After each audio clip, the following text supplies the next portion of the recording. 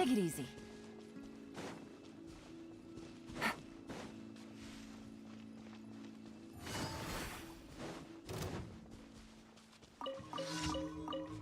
Take it easy. Nice and spicy. Quietly now. Ha! Game's up. Fun's over. Cha! Let me weave you a verse. Know my sword.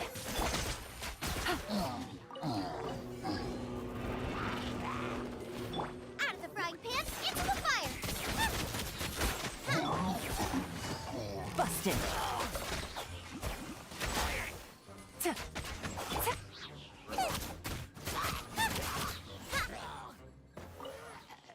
Race you.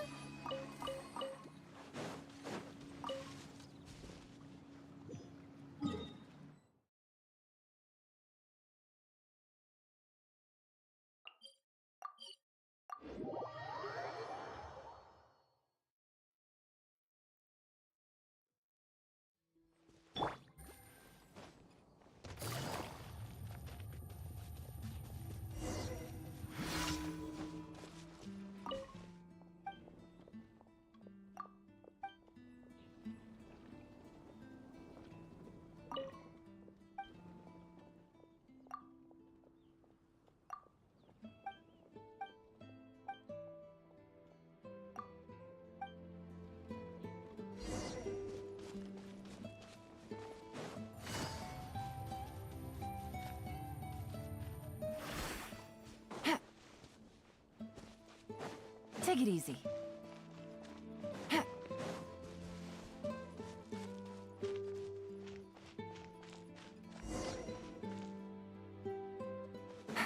Ha!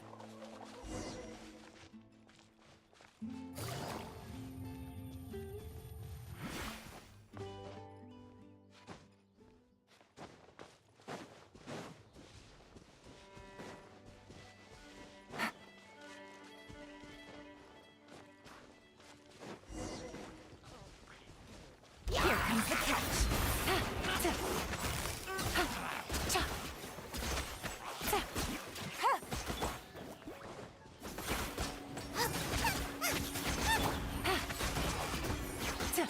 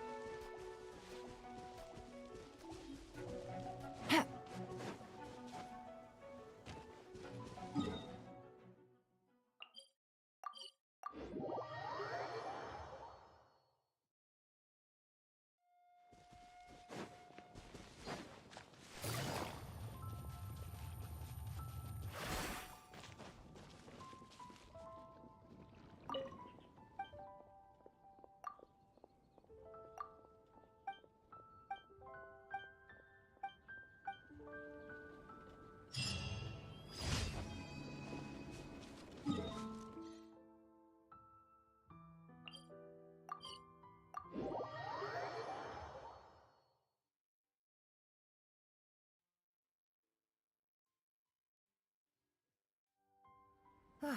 It's getting a little cold. Time to bundle up.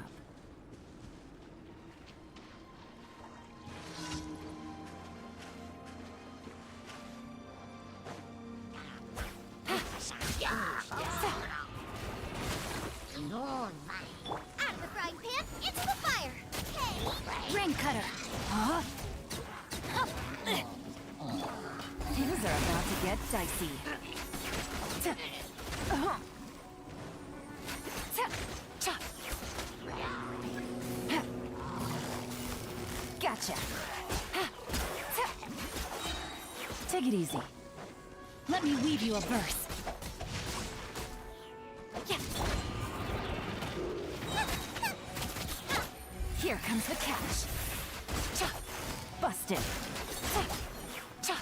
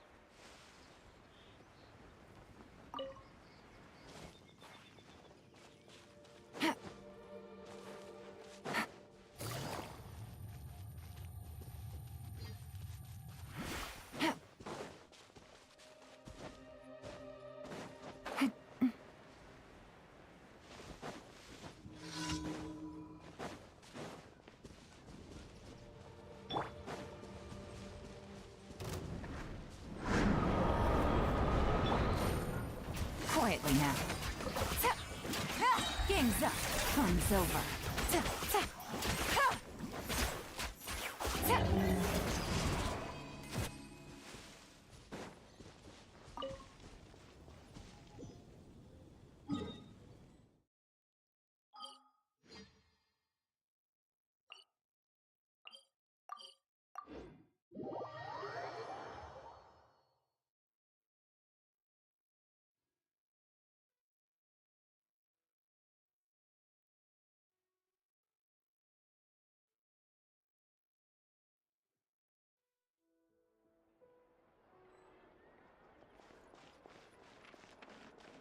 Add Ast. Thank you for Add Ast.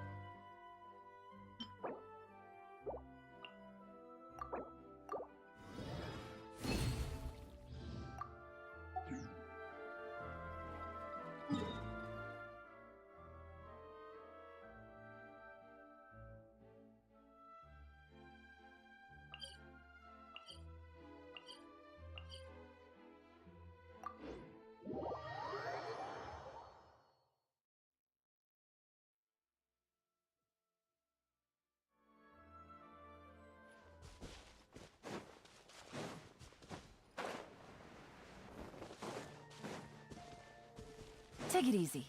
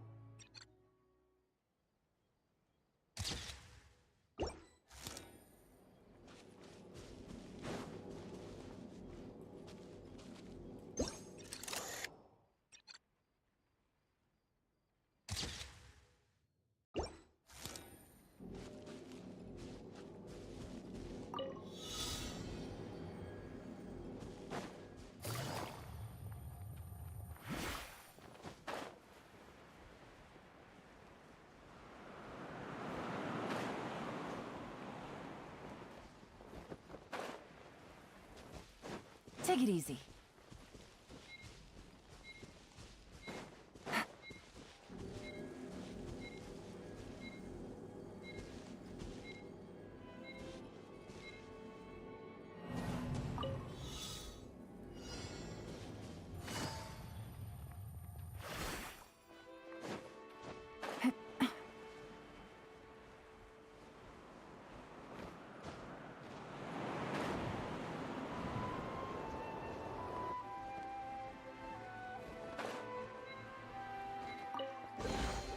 Treasure. One way to draw your target out of hiding.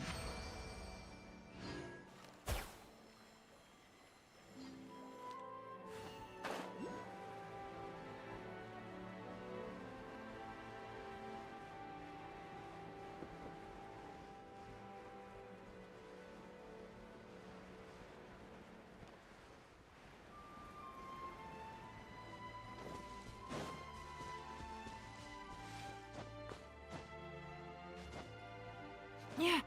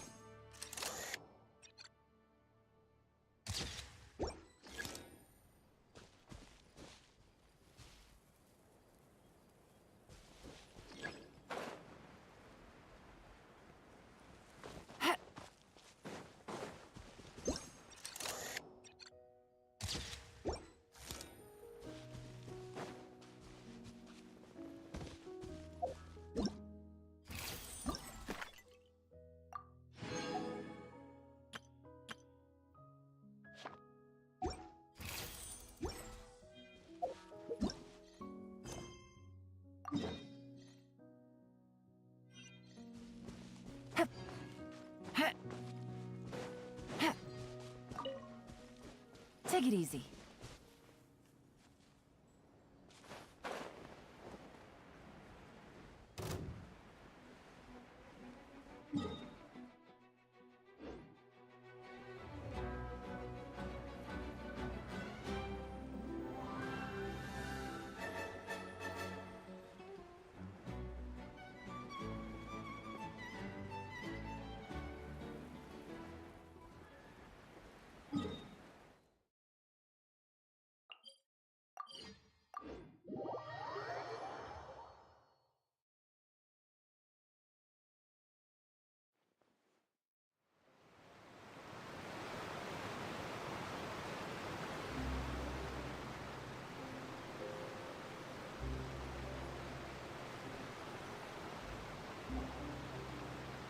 This is the spot where Linny wanted us to wait.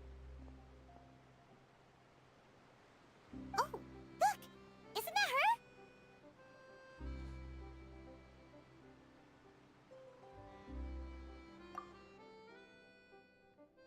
Oh no! Did she notice us? She started running the other direction! What should we do? Should we chase her?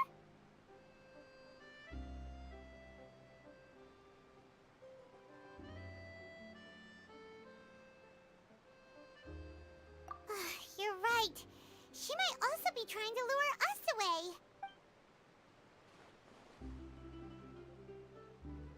Nothing's happened for a while now. Paimon wonders if Linny caught the thief. Yeah, let's go.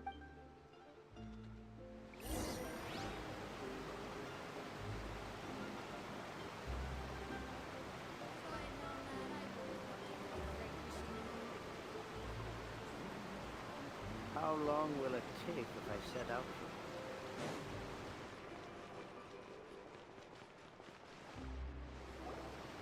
Are you sure that's all she took? You should check to make sure you're not missing anything else. No, that was all. Oh, I can't thank you enough. I didn't notice a thing earlier. Anyway, I should be going now. Oh, were you returning what the thief had stolen? That's right. Pity I wasn't able to catch her. She distracted me by dropping the thing she stole on the ground. By the time I looked back, she was already gone. I saw the general direction she went, but Linny twisted his ankle, and I needed to make sure he was okay. Oh, did you get hurt, Linny? I'll be all right. It's just a twisted ankle, that's all. In fact, it's feeling better already. If you want to play at being a hero, at least try not to get hurt doing it. Imagine what would happen if you managed to derail our performance as a result. You're right, you're right. Sorry, Lynette. I have to admit that the thief was even more skilled than I had anticipated. But at least we were able to get the stolen items back, so it wasn't a complete failure. What a slippery little thief. Guess things turned out all right in the end, though. Linny's initiative paid off. All right, let's put this little detour behind us. We should go to the court of Fontaine now.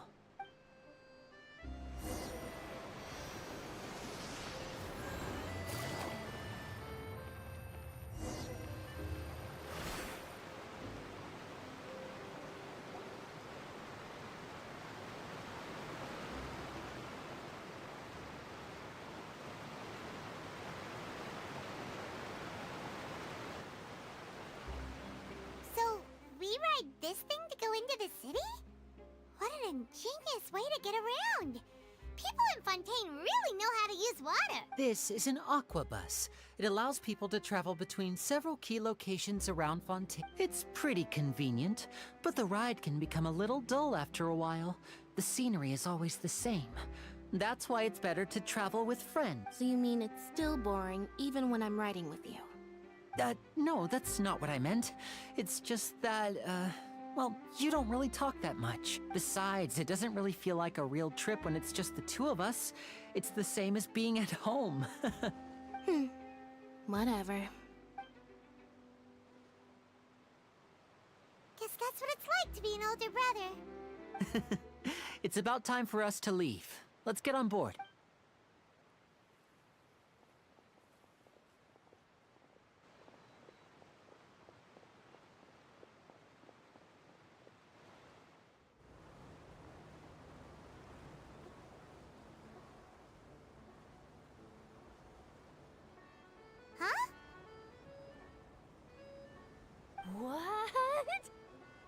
Traveler!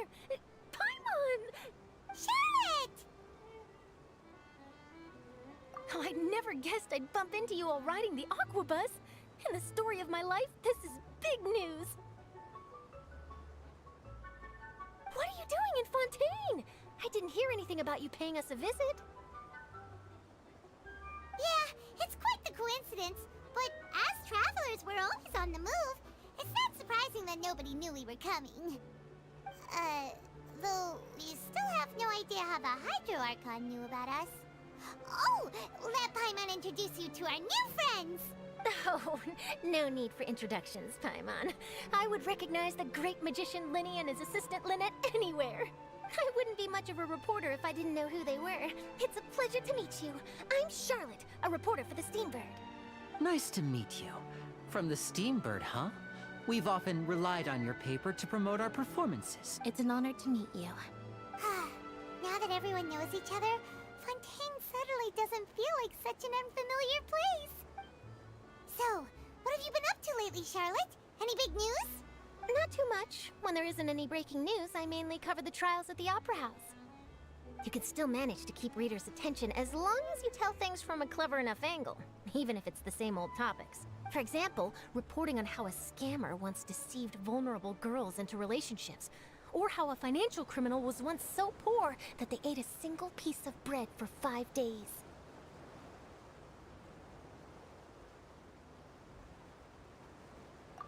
You're right. Seems you know me pretty well. What I'm really after is exclusive, sensational news pieces that could shake the country. These smaller stories are... Oh, I just remembered.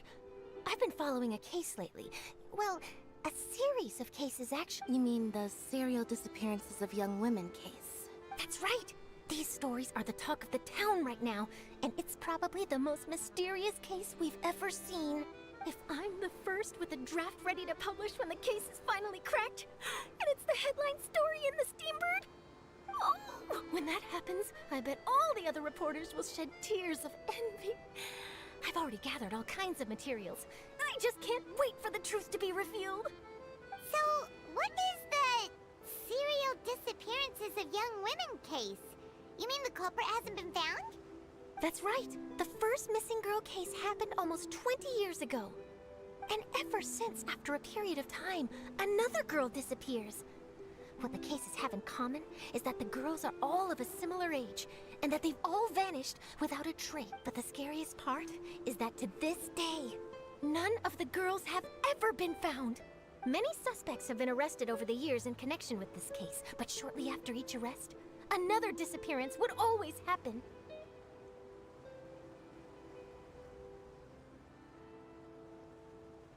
Yes, it's possible. But either way, I believe that every case has some precise truth behind it, waiting to be exposed. Yes, I agree. And at the very least, the family of those missing girls deserves some sort of explanation. I just imagined for a second what I would do if Lynette were to suddenly disappear. I'd pay any price to get her back, and then find a way to track down the culprit. Please don't imagine that, Linny.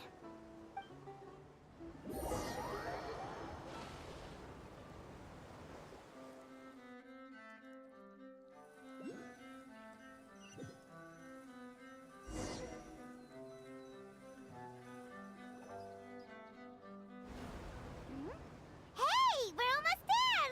Look!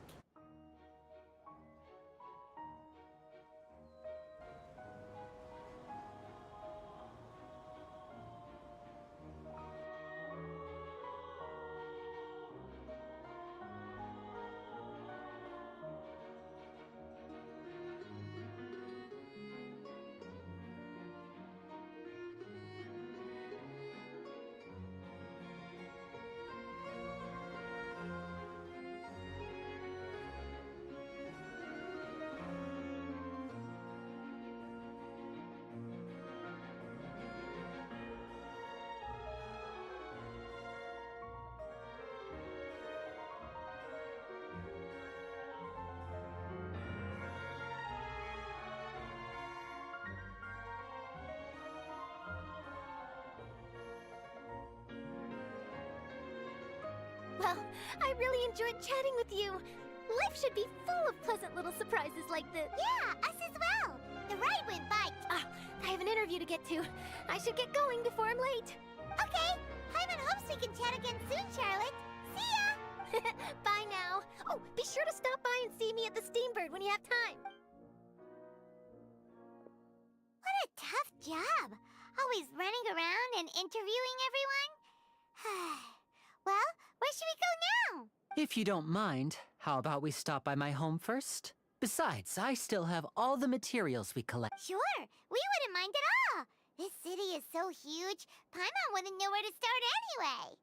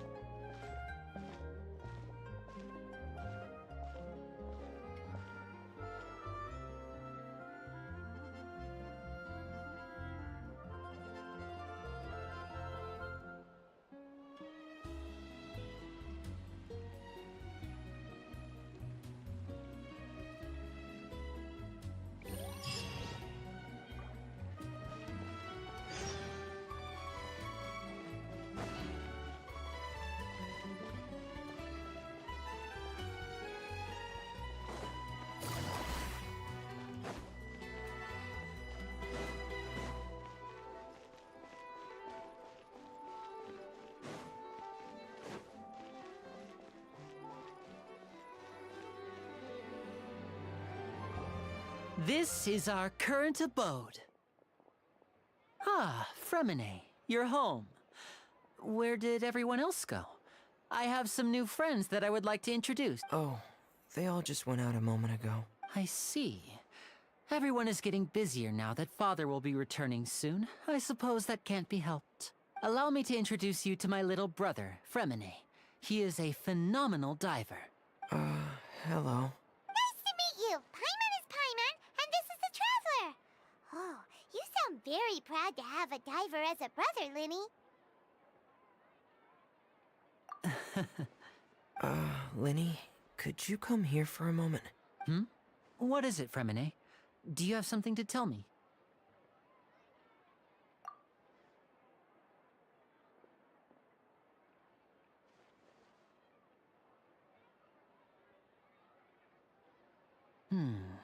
Okay, I see. Is everything all right? Oh, it's nothing. We were just discussing a little housework. Sorry for the interruption. Oh, before I forget, the Traveler and I collected more materials to make magic pockets. Were you able to get any, Fremine? Yes, I went diving and gathered lots of materials. I was about to give... That's our Fremine, always quick with the underwater work. All right, I'll...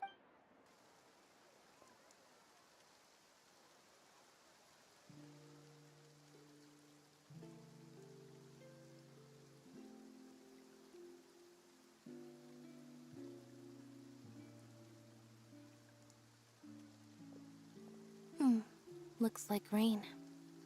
Oh, you're right. But wasn't it clear and sunny just a moment ago? Fontaine's weather sure is weird. I'm afraid that's just how it is here. It often rains on days where there are trials being held in the Opera House, but don't worry, it'll clear up soon. What's wrong, Fremine? There's a legend about the rain that I tend to believe. It's said that a dragon of water once resided in Fontaine. Though we don't know where the dragon went, every time it weeps, the skies will cloud up and pour out rain. When I was a child, my mother told me that if I wanted to go outside and play, I should yell toward the sky at the top of my lungs. Hydro Dragon! Hydro Dragon! Don't cry!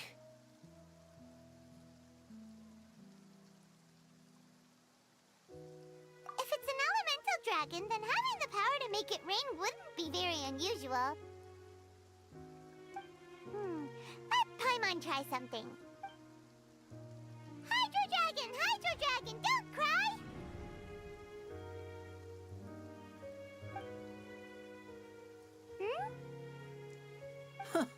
Doesn't seem to be of any use. It is just a legend after all. You know, you might be a more popular magician if you understood the concept of romanticism. Or could at least play along. Sorry. It might be because we've never met the Hydro Dragon. Perhaps it can't be comforted by the words of strangers.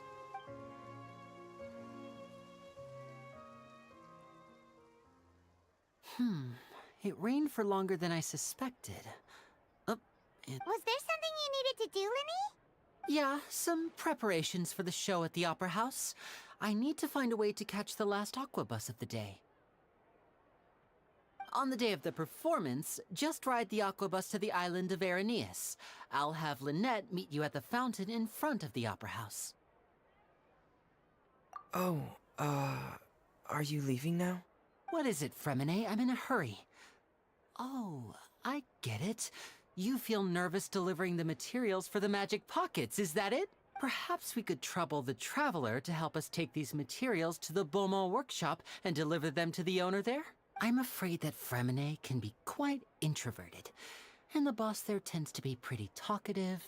Fremine has always been a little afraid of her. No trouble at all. Don't worry, we're on the case. Sorry for the inconvenience. I'm quite useless when it comes to such tasks. I'll think of a way to make it up. Oh, no need. This will be a walk in the park for us.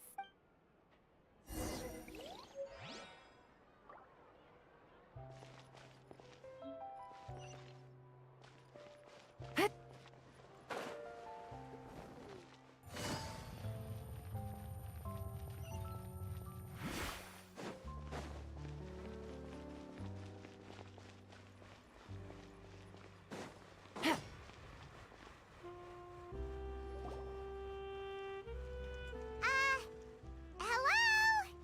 Is there anyone here? Oh, hello there.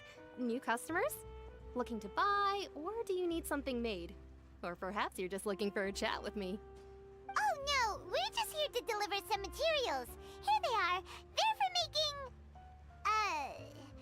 what were they called again? Ah, these must be for magic pockets. I could tell right away. I've already made several orders worth now. No need. They've already prepaid several batches worth. When they told me what they'd be using them for, I even offered them a discount. But they insisted on paying the full amount, saying that I had a business to run. It seems both their hearts and their pockets are made of gold. Whoa. So, is Linny actually loaded? I can't say for sure, but who knows? Maybe there's good money to be made being a magician in Fontaine. Hey!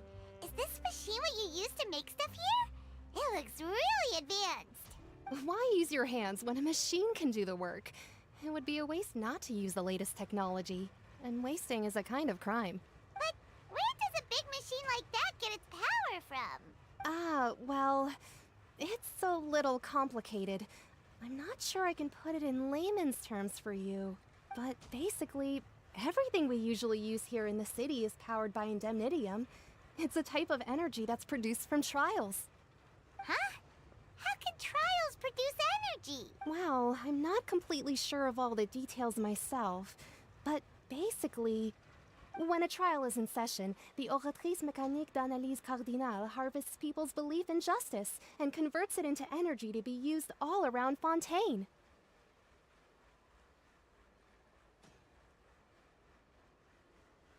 So that's what its other function is?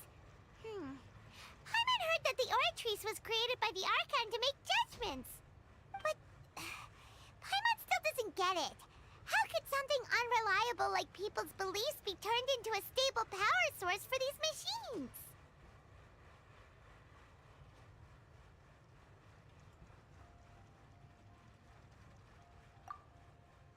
Oh, yeah!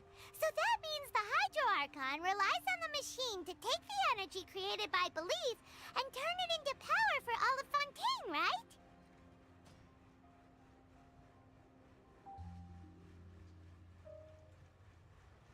Even though I've never heard anyone really put it that way before, it sounds like it makes sense.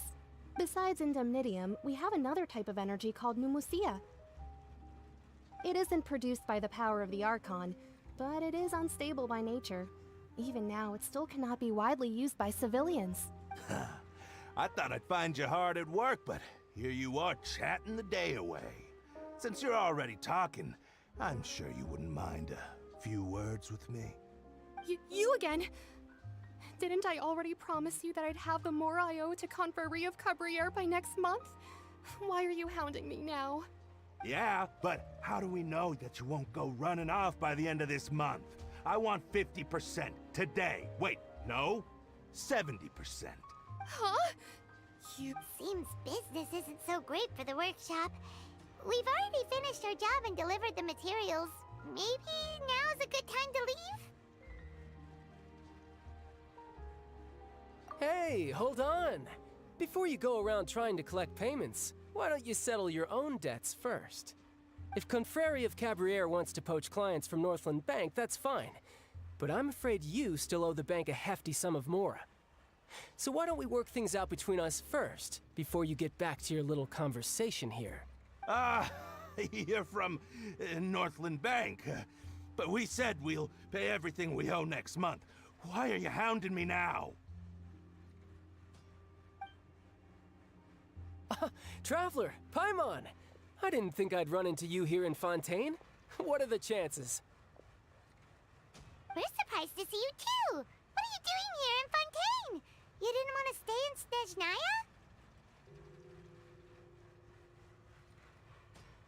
Snezhnaya? Long story short, I've already been in Fontaine for some time now, and honestly, things have been pretty boring. But it seems that fate brought our paths together today. Not only will I have some good friends here now, but ones who always seem to find trouble. Either way you look at it, it seems things are going to get a lot more interesting now. Pretty sure we'd want to avoid anything that you'd find interesting. Besides, our trip here has gone pretty well so far. Right, Traveler? Hey, you, Northland Bank boy. Aren't you forgetting something? Don't interrupt. It's not often I run into the Traveler like this. Why don't you wait for me over there for a while? You kidding? Aren't you the one looking for us? You really expect us to sit and twiddle our thumbs while you catch up with your friend? Listen to me, boy. If you want your mora, fine. Why don't you come and take... Hey, I just said not to interrupt. Oh, by the way, Traveler, the last time I took Tonya and Tusser ice fishing, Tusser said... Hey! That's way over the line! All right, boys, let's see who has to pay up now! Can you at least let me finish one sentence? Fine. Though the bank told me not to get rough with our clients, you're the ones who started it. This is an act of self-defense. You two will have to be my witnesses, okay? I'm sure this won't take long.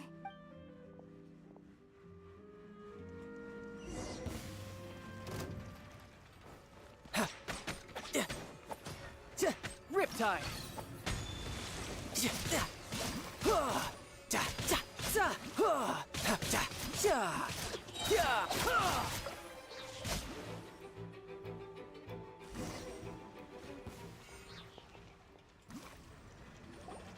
Oh, what's your deal, Brad? How are you so strong if you're just a staffer from Snezhnaya's Northland Bank?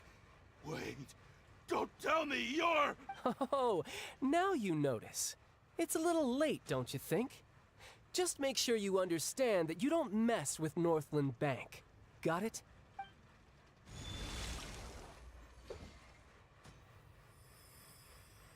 Huh? Now's my chance!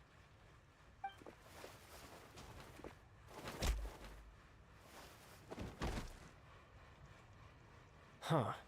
That was weird.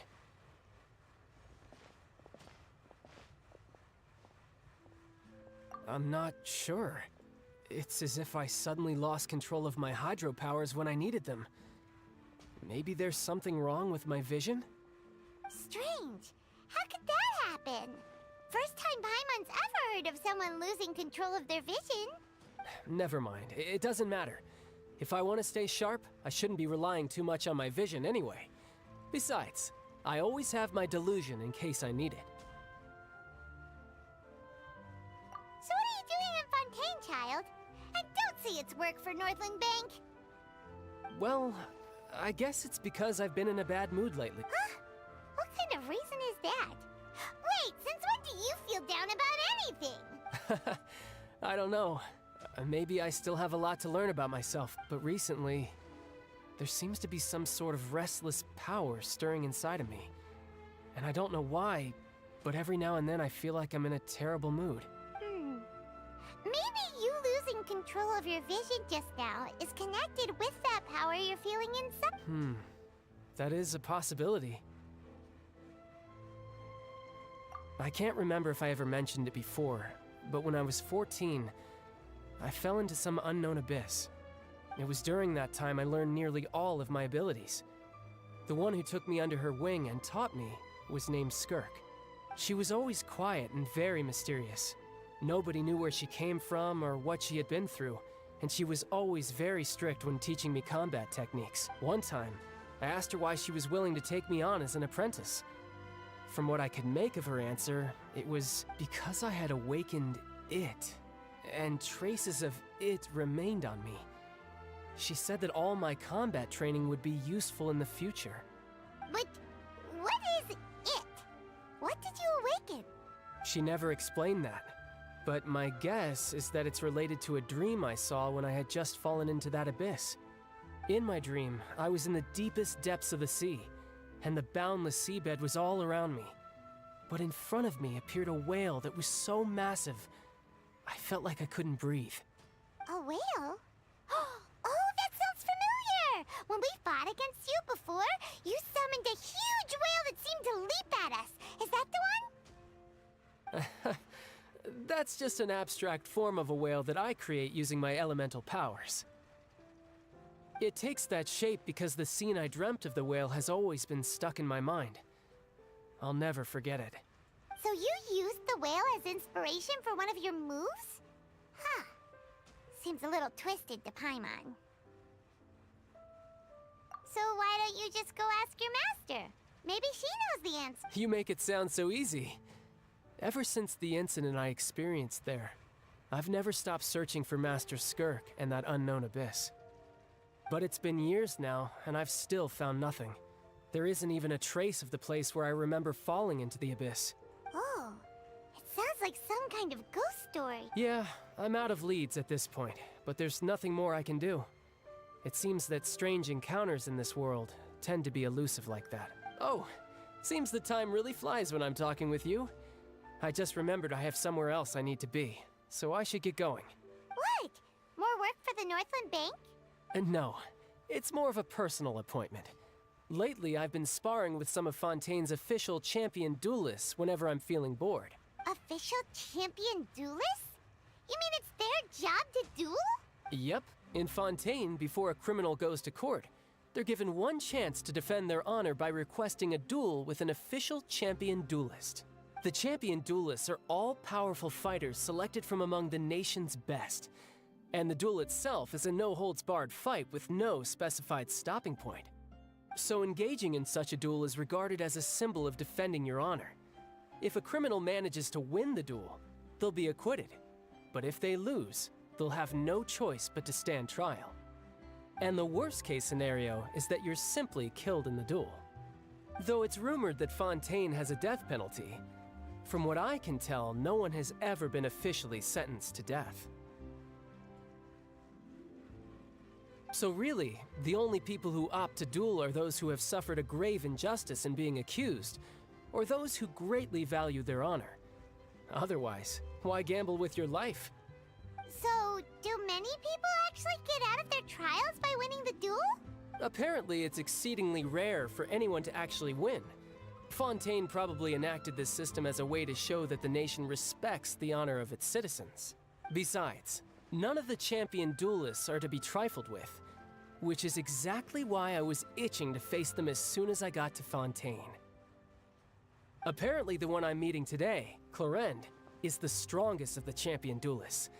I had been asking her for some time before she finally agreed to face me today. Well, that's child for ya.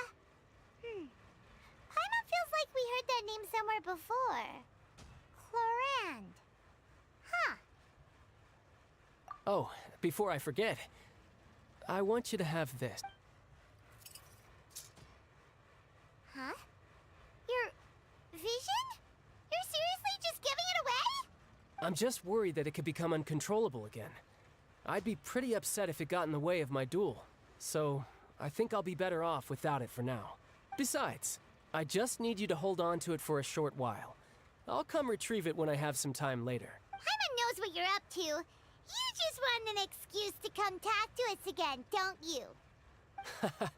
Whatever gave you that idea? I'll be in touch later. That sneaky guy. He said he's been feeling down lately, but he seemed the same as ever to Paimon. Well, since we don't have much to do for now, we might as well walk around and see the city before Lenny's performance.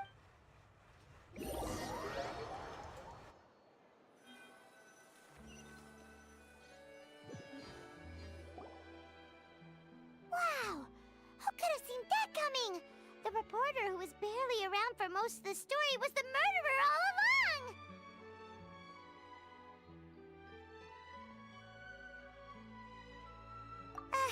Sorry.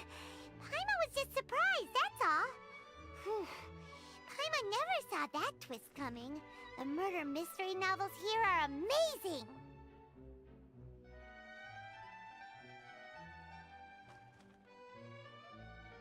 The whodunits here in Fontaine are a lot different than the light novels you see from Yai Publishing House. Both have their merits, but Paimon thinks this style of novels are more, well, novel. It's so exciting to reach the moment when the mystery is uncovered, especially in the one Paimon was just reading. You should buy a copy and read it too. Oh, sorry about that. Paimon will be more careful next time. Hey, shouldn't we be heading to the Opera House to see Linny's performance soon?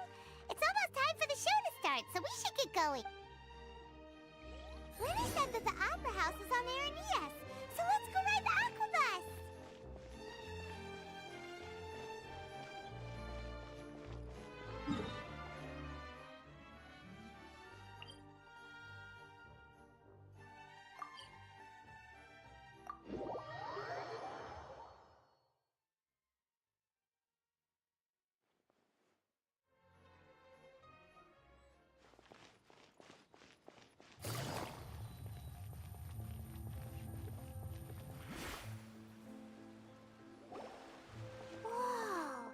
Now this is fancy!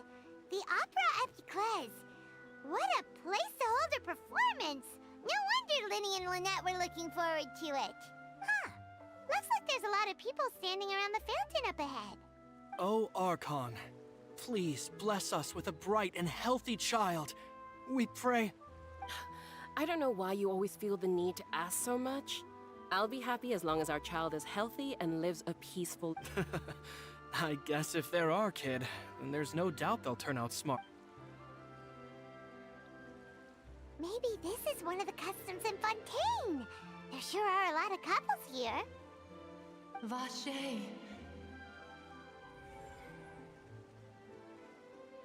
What's wrong? Vache. Vache.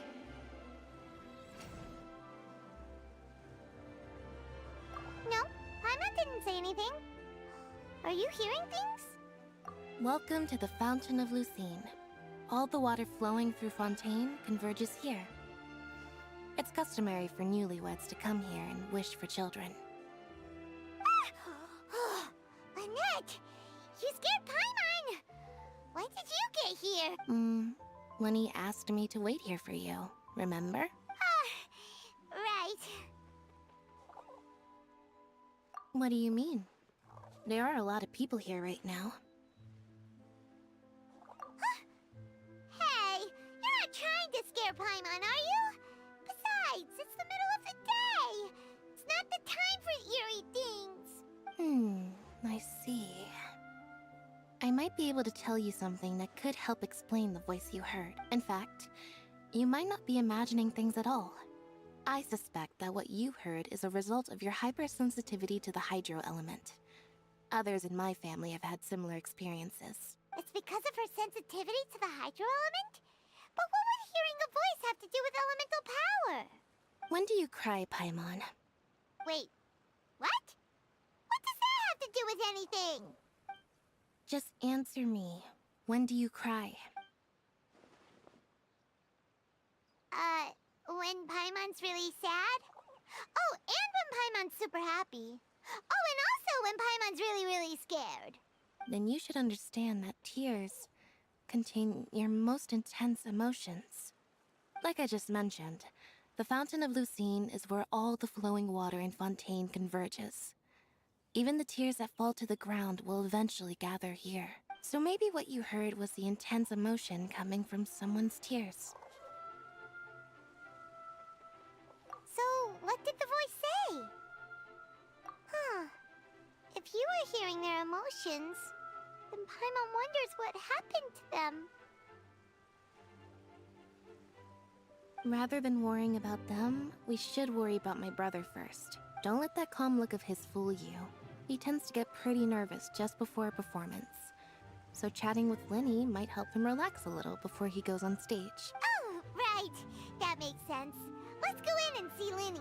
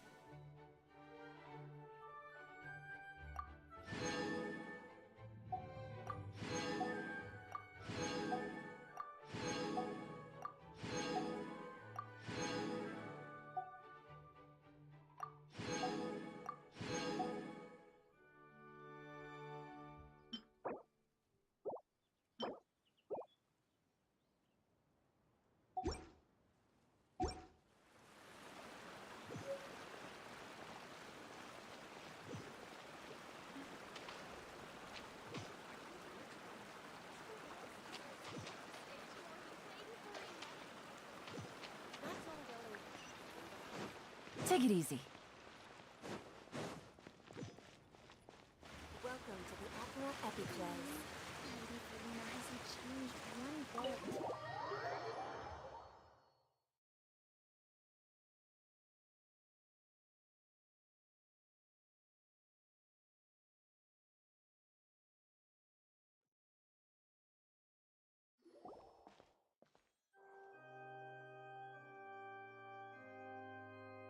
Ah, Traveler and Paimon. Good to see you. I knew you two would come. Are you kidding? We wouldn't miss it for the world. We've been looking forward to it. I can tell, judging by how early you've arrived. But you're actually right on time. The audience still hasn't started entering the venue yet, which means now is the perfect chance for us to take you to the best seats in the house. Wait just a moment. I'll fetch the tickets.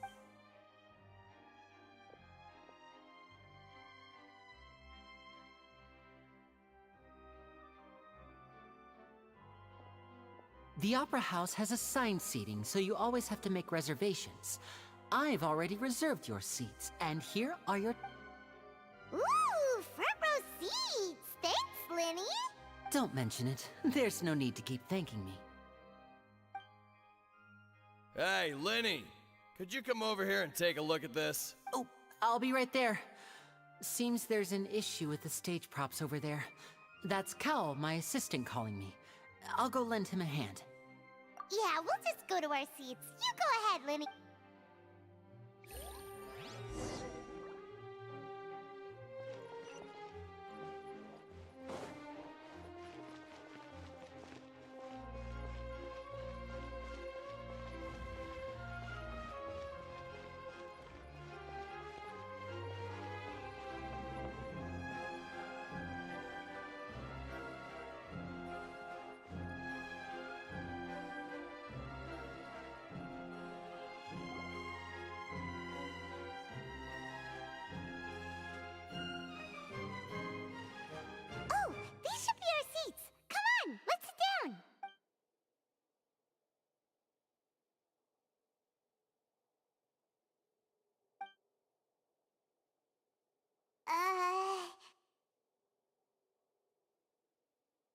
Hey,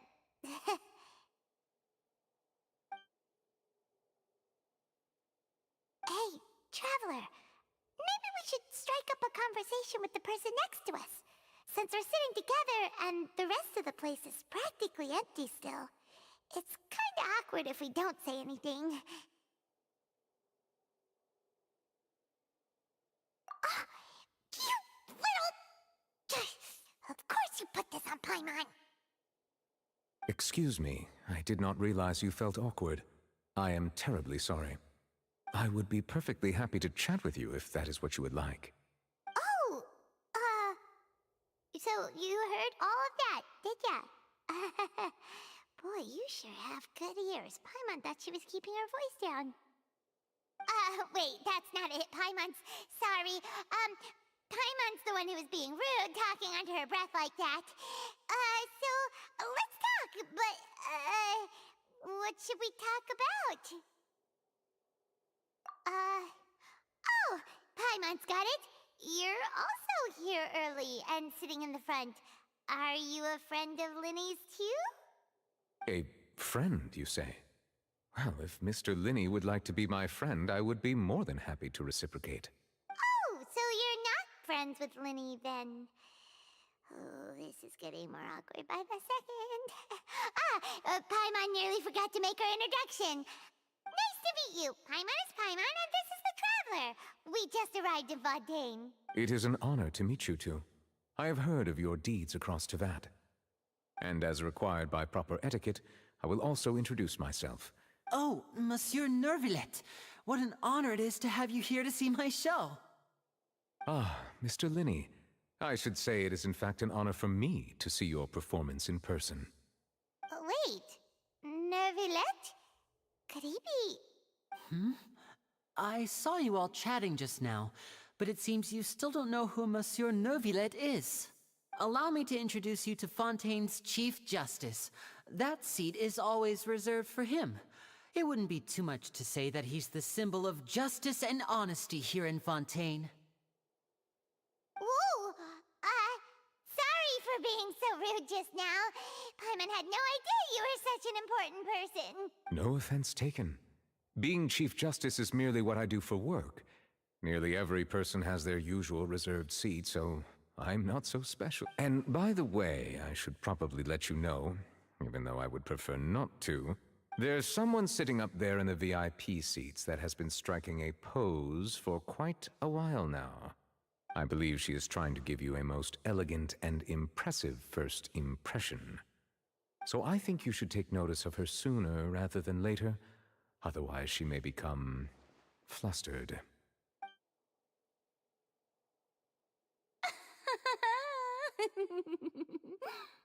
Huh? Oh, it's Farina, the Hydro Archon. Huh. She sure has a smug and satisfied look on her face. Guess she has no idea that you saw right through her act. Very good. That is for the best. No need to pay her any more attention.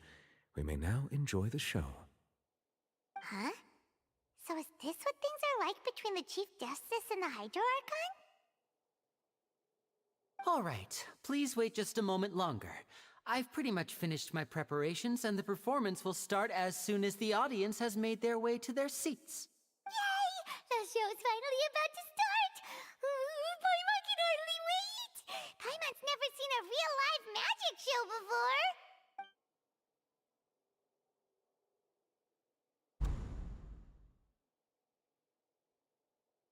Ooh! They're dimming the lights! The show must be starting!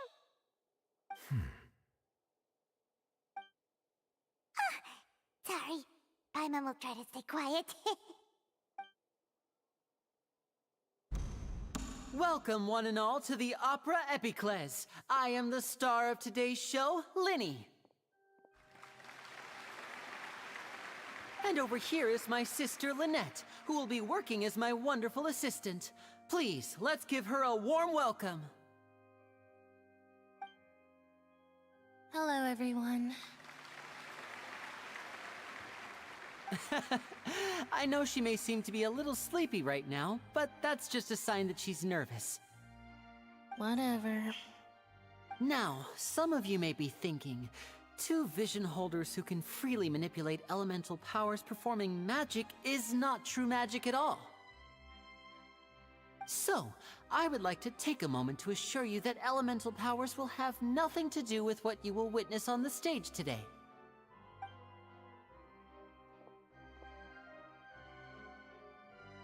Both Lynette and myself have removed our visions for the show. That way, even the gods won't be able to help us. Oh, good point. That's what makes the show real magic. Now, without further ado, let the show begin. Lynette will now exit the stage to make some preparations. I know you might miss her, but don't worry. She'll be coming right back on stage momentarily. Perhaps in an unexpected way. I'm sure she'll be stealing the spotlight soon enough.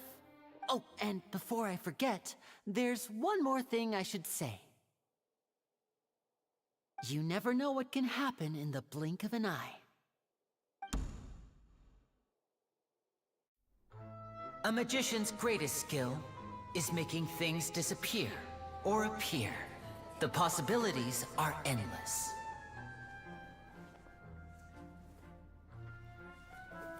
Huh?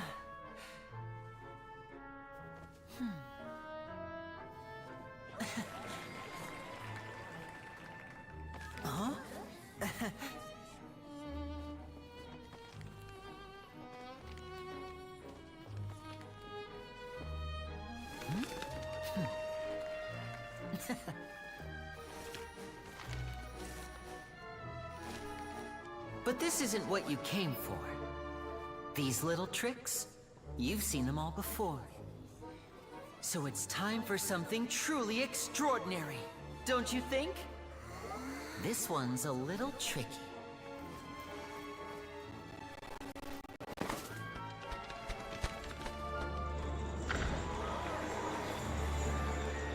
Using this water tank, I shall make my sister vanish completely, right before your very eyes.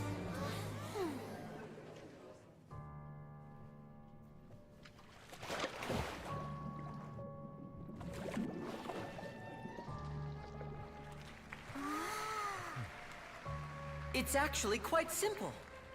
She'll just turn into air bubbles and float right out of the top.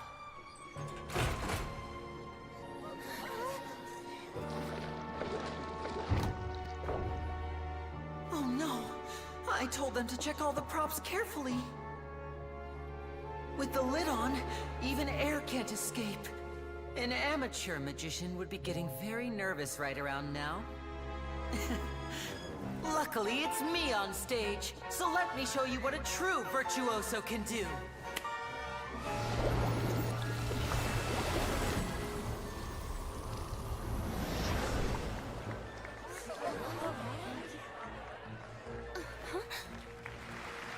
Lynette, are you still there? Don't go too far. We don't want to use up all our magic. Hi, I'm back. Uh-huh.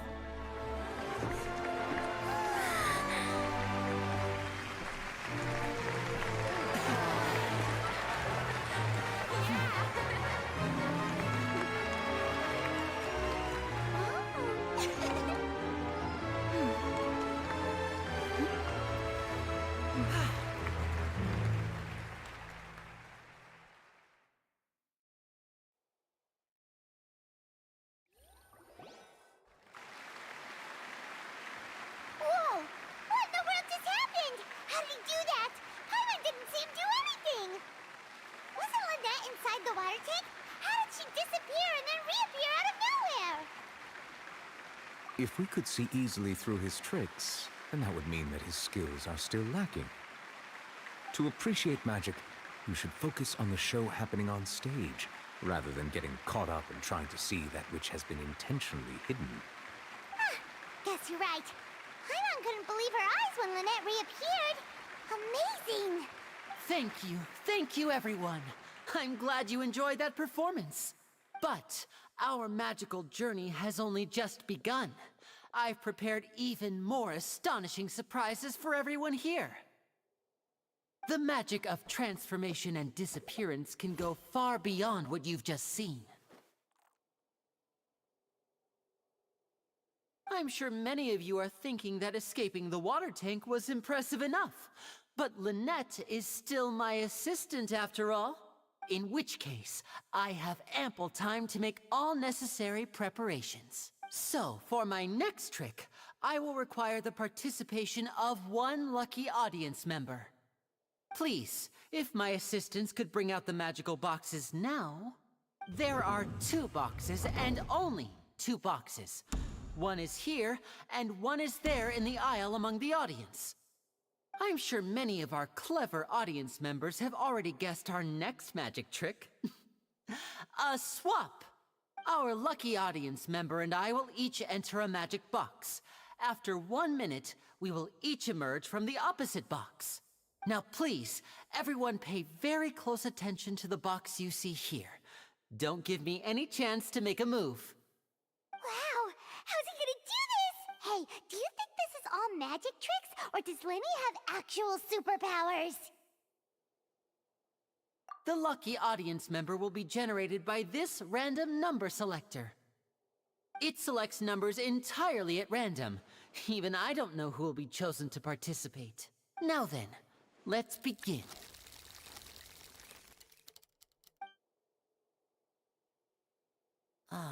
Let me see. Oh, row 7, seat 3. Congratulations!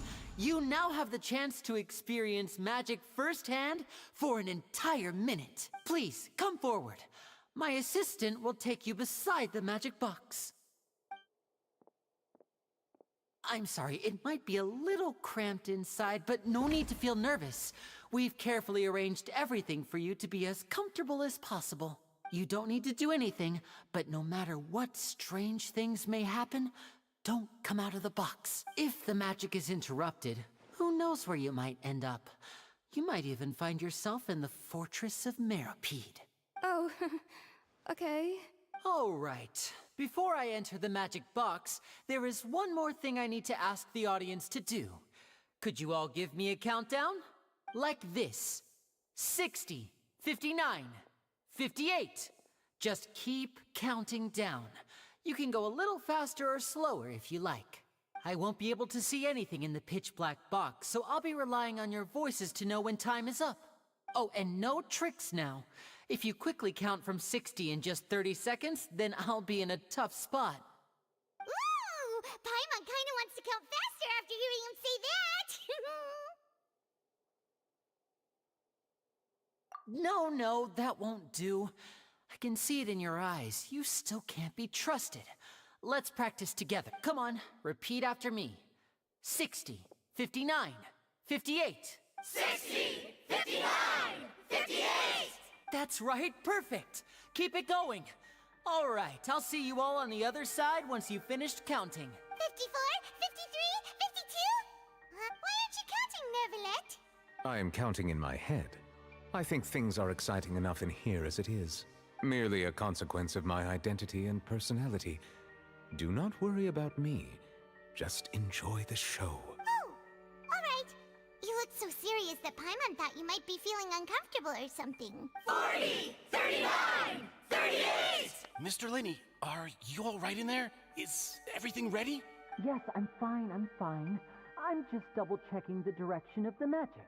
It would be a disaster if we get sent to the wrong places. For example, midair right above the audience. Even though he's saying that, Lenny doesn't seem nervous at all.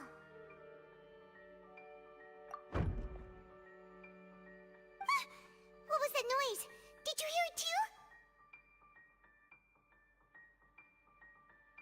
Not sure. Anyway, it doesn't seem like anyone's worried about it. 25, 24, 23! What's wrong, Mr. Linney? I can still hear you moving in there. I seem to have accidentally knocked over a decoration. I'm trying to fix it, but it's pitch black in here. I can't tell left from right. Never mind the decorations. There's no time for that. The show is what's important. No, that's unacceptable. I want my show to be perfect. Don't worry, we still have 20 seconds. Hear them counting? 19, 18, 17! It seems things aren't quite going as planned. I apologize, everyone. It feels like you're all starting to count faster, but that's all right. I know it can be tiring to do such a long countdown. 10 seconds and change is still plenty of time. 10, Almost there now. Whew. Swapping two people is harder work than you might think. Even a master magician like me can't guarantee I'll get it right the first time. Hey, wait! Is this the back one? I can't tell. They both look the same inside. Huh? No, that's not it. I'll try again. 7, Hey, slow down! Honestly! 5, 4, 3, Whoops! That doesn't count! 0.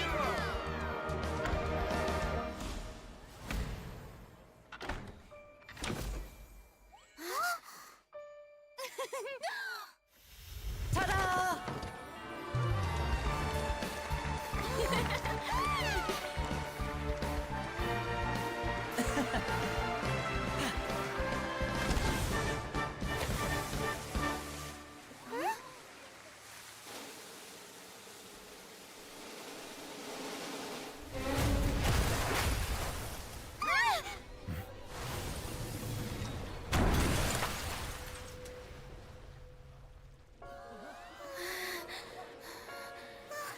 What happened?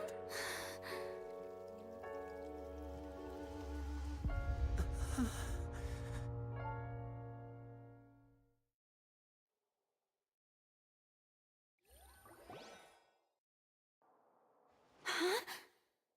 Is this part of the show? Mr. Lenny, you're going to use magic to fix the stage now, right? What happened? Oh no. Maybe this isn't part of the show. The girl was still in that box, right? This performance is over. Medical staff with me. Guards, secure the scene and detain all the performers. Seal the exits. No one is allowed in or out at this time.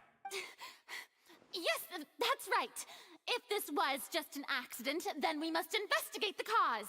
But if this was all part of some scheme, then those accountable will not escape the judgment of the God of Justice! No need to be alarmed, you two. We'll get to the bottom of this soon enough.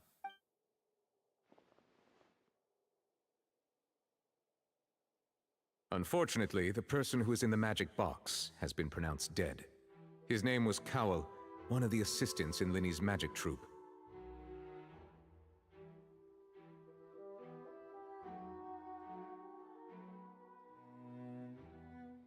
Apparently, the fireworks on stage ignited the ropes that were suspending the water tank, which then caused the tank to fall onto the stage. As of now, we are still not sure why we found Cowell in the box, rather than the guest from the audience. And after an initial search of the area, the guards have confirmed that the girl is nowhere to be found. It appears that this incident was not merely some mishap with the performance, and there are many indications that it is connected with the case of the serial disappearances of young women. The serial disappearances case? That's the case that Charlotte mentioned before!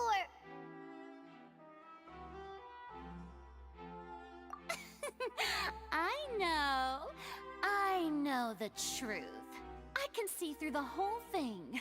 Really, using such a shallow and obvious mystery as his finale. Did he really underestimate us that badly?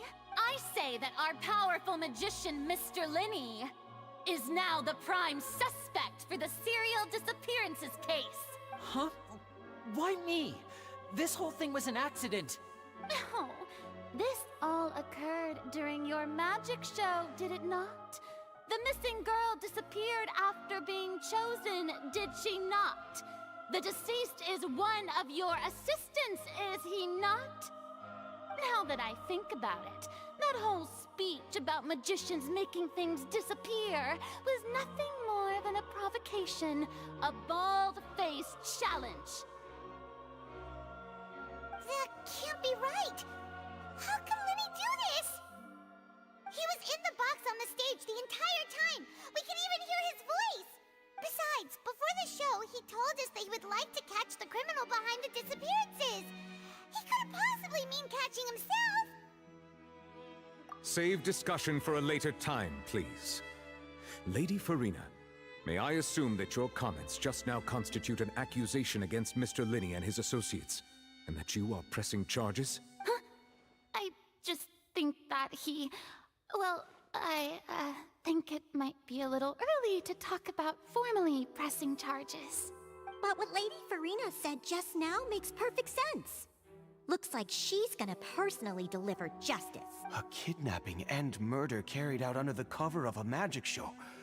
Lady Farina said it all. I mean, of course, my dear people. But what excites me even more than the obvious truth before our eyes is the opponent I'll be facing. That's right. I mean you, Traveler. You'll support Linney, won't you? After all, he was the one who helped you the first time we met. Then there's no problem at all. You know, the Traveler and I already had a duel the first time we met. But with Linney's help, our little duel ended in a draw. But draws really are the most boring possible outcome. So, no more draws. Between the two of us, there must be a clear winner and loser. And what better place to hold such a riveting showdown and decide the true victor than here, on the grandest of stages, the Opera Epiclese. Huh. It wasn't a draw. She obviously lost last time. I understand. Charges have now been pressed, and as such, a trial is in order. Well, Traveler, seems Lady Farina has set you in her sights. But putting her dramatic rhetoric aside for a moment, I would like to ask you, are you willing to act as Mr. Linney's attorney and defend him in this case? Very well. The trial will be held a day from now in the Opera House. Both sides may investigate the scene to build their cases and search for the truth. Linney and his troupe are all potential suspects and shall remain within the Opera House. The audience may begin to leave in an orderly fashion once they have been cleared by the guards. A day isn't that long. Let's see what kind of case this big shot Outlander can build in such a short amount of time. I'm really quite looking forward to hearing.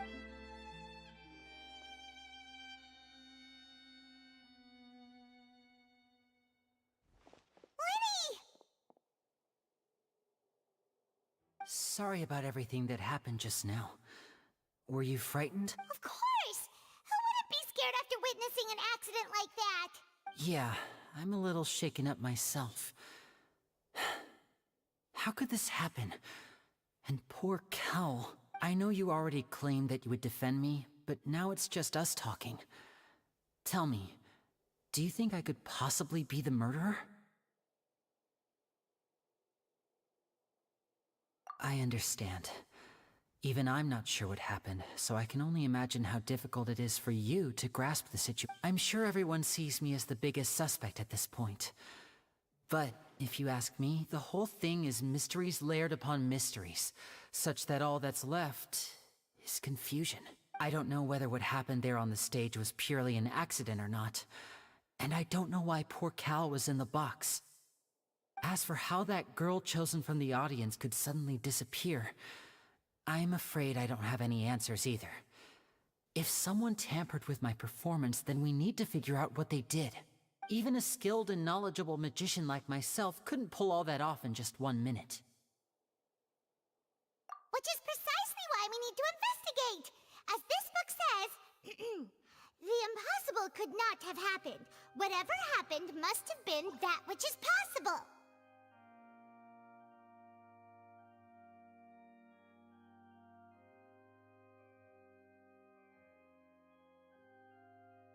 Paimon bought them when we were reading at the bookshop in the city earlier. Pretty cool, huh? Don't worry, Paimon used her own savings to buy them. It wasn't from our travel funds. I think they look cute on you, Paimon. You have good taste, Lynette. That's the right attitude. Feeling depressed isn't going to help me now.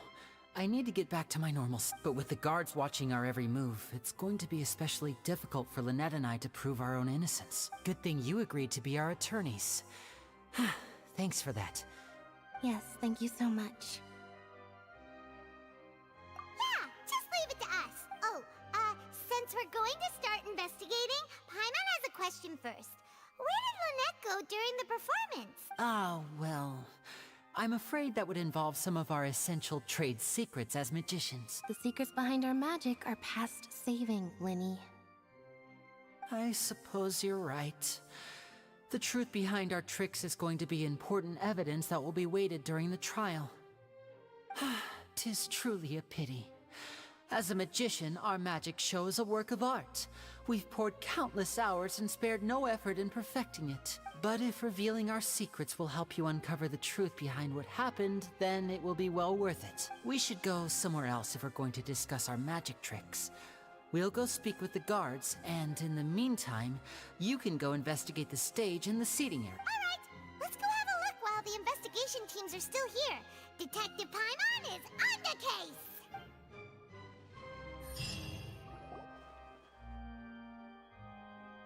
Hello, officer. How's the investigation going? Ah, I see.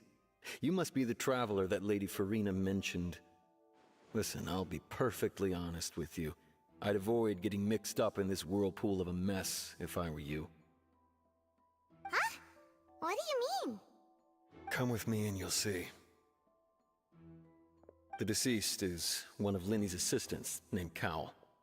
Even though he hadn't joined the troupe long, he was hardworking and everyone generally liked him. The assistants are usually in charge of setting up and inspecting the props, as well as assisting with the show and keeping the crowd engaged. As you probably saw when you were in the audience, the water tank suddenly fell and smashed the box with Cowell inside it. This is the real mystery. We've already searched the scene and were unable to find any traces of the girl. However, if you look carefully, the box was positioned directly under the water tank. The ropes holding the tank were then burned by the pyrotechnics on stage, causing them to snap. All these factors lining up so perfectly makes it hard to see this as a mere accident.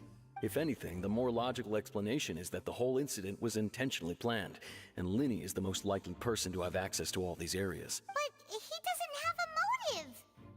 Are you both good friends of his? Well, you can't say we're good friends, but we've known each other for a little while.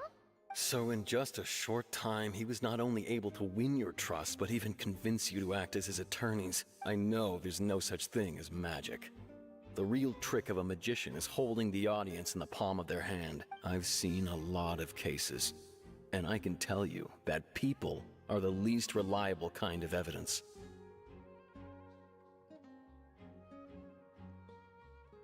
Sorry, I tend to be pretty straightforward. Just know, anyway, you may investigate the scene of the crime yourselves if you're curious. Who knows, maybe you'll be able to come up with some new evidence.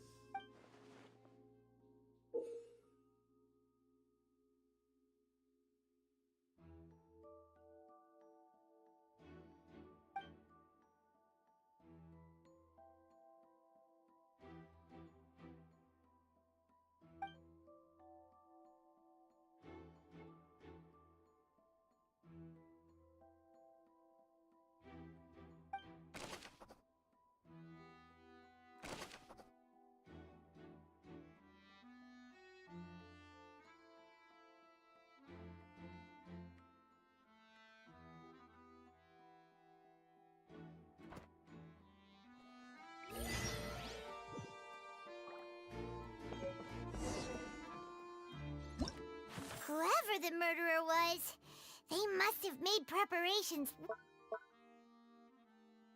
Whoever the murderer was, they must have made preparations well beforehand.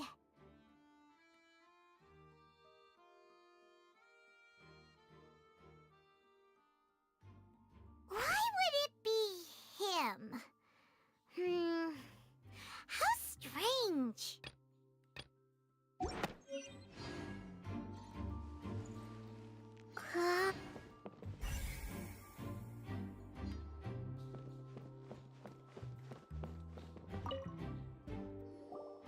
So this is the rope that broke and caused the water tank to fall. The rope looks pretty durable. How can it be burned through so quickly by fireworks? Why are you suddenly so serious, Traveler?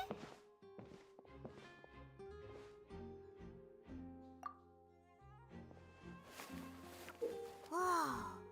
Look! This bit is made from different material! Most of it was burned away, but there's still a little bit of it left. Huh.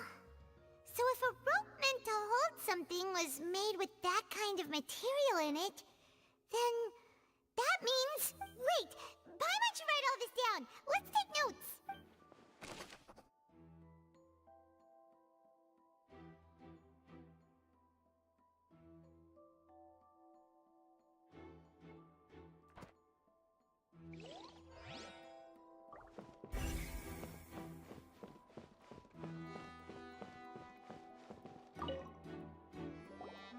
Hello there!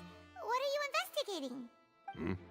Oh, this location has also been cordoned off because the Magic Troop members are currently considered prime suspects. The investigation team is still collecting evidence. The seats were all booked in advance, so we were able to deduce the missing woman's identity by checking the guest list. Sure, it's not like this is confidential information. We will publish it later anyway when we petition the public to help us find the missing person. Her name is Halsey. She's a painter from Fontaine who's made a bit of a name for herself. Apparently, she wasn't a regular at the Opera House, but she'd been feeling some pressure with her work lately, which made her decide to come see the magic show. The Magic Troop members all claim not to know her. We have looked into her social connections. It seems that she has no personal grievances or conflicts of interest with the suspects. Simply put, she wasn't related to the Magic Troop at all, which matches the features of the previous serial disappearance. Were the victims of previous cases also chosen at random? That's how it seems to us, in any case. Apart from the fact that they were all young women of around the same age range, there really weren't any other connections between them. Okay then. No need to be so formal. If you do happen to see the missing girl, it is of utmost importance that we get to the bottom of these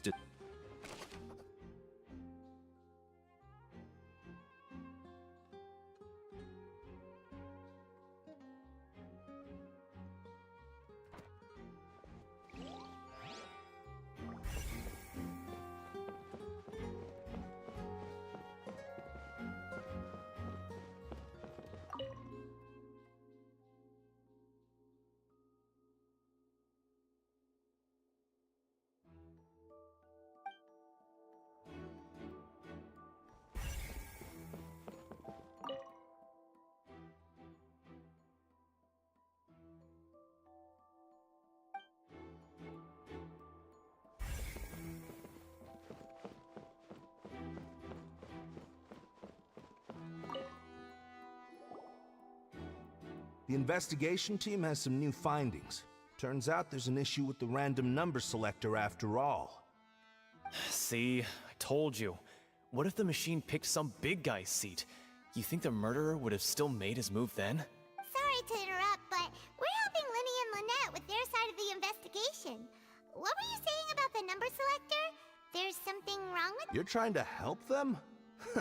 That'll be a tall order. Linny used the machine to pick a random member of the audience during his performance, right? The lucky girl that later disappeared. Well, we thought there might be a serious problem with the machine, so we had it taken away for further inspection. It turns out that the seat number it picked wasn't random at all. The machine picks that same number every time.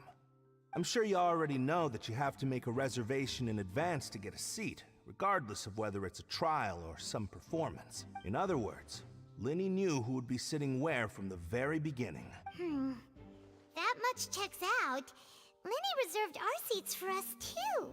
Bet you see why I was saying it'd be tough to make a case for Linny. Even though it's bad for Linny's case, Paimon had better write it down.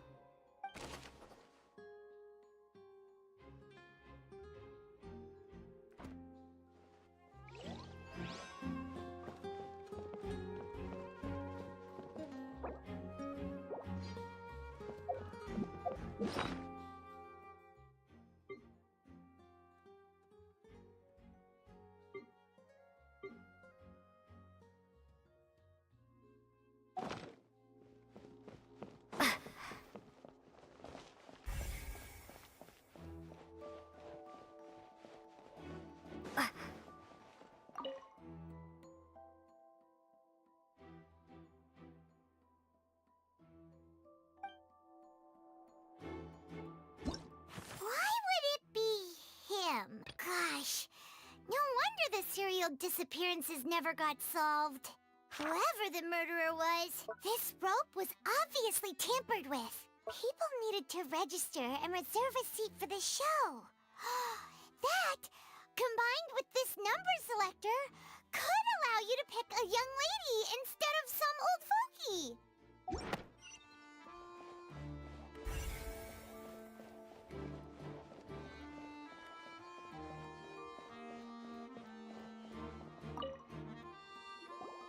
I see that you're investigating the area.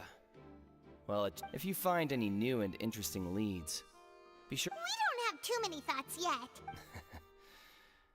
Then why don't I tell you my hypothesis first?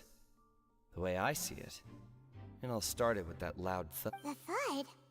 Oh, you mean the sound that happened during the countdown? Yes, exactly. It wasn't terribly loud, but I suspect that most people heard it. It's just that everyone was awaiting the results of Lenny's trick with bated breath, so no one paid it much mind. But now that the incident has happened, the thud has become an important clue. That makes sense. So, what do you make of it? I'm of the opinion that it may have been the sound of Lenny's accomplice. Lynette, perhaps. Jumping atop the water tank, or something like that. And when the pyrotechnics went off, she cut the rope, sending the water tank crashing down. But wasn't the noise we heard too loud for that? Perhaps the balance wasn't right, leading to a particularly rough landing. Oh, that's true. I suppose I must recon— That does remind Paimon, though. What was with that sound?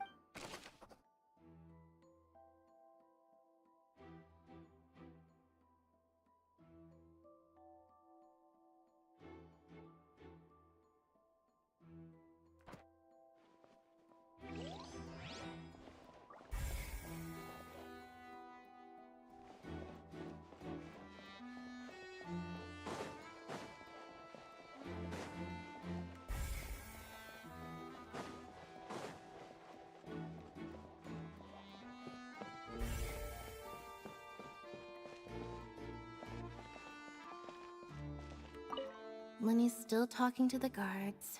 It seems he'll have a lot of explain. I think someone will be assigned to monitor us later, but...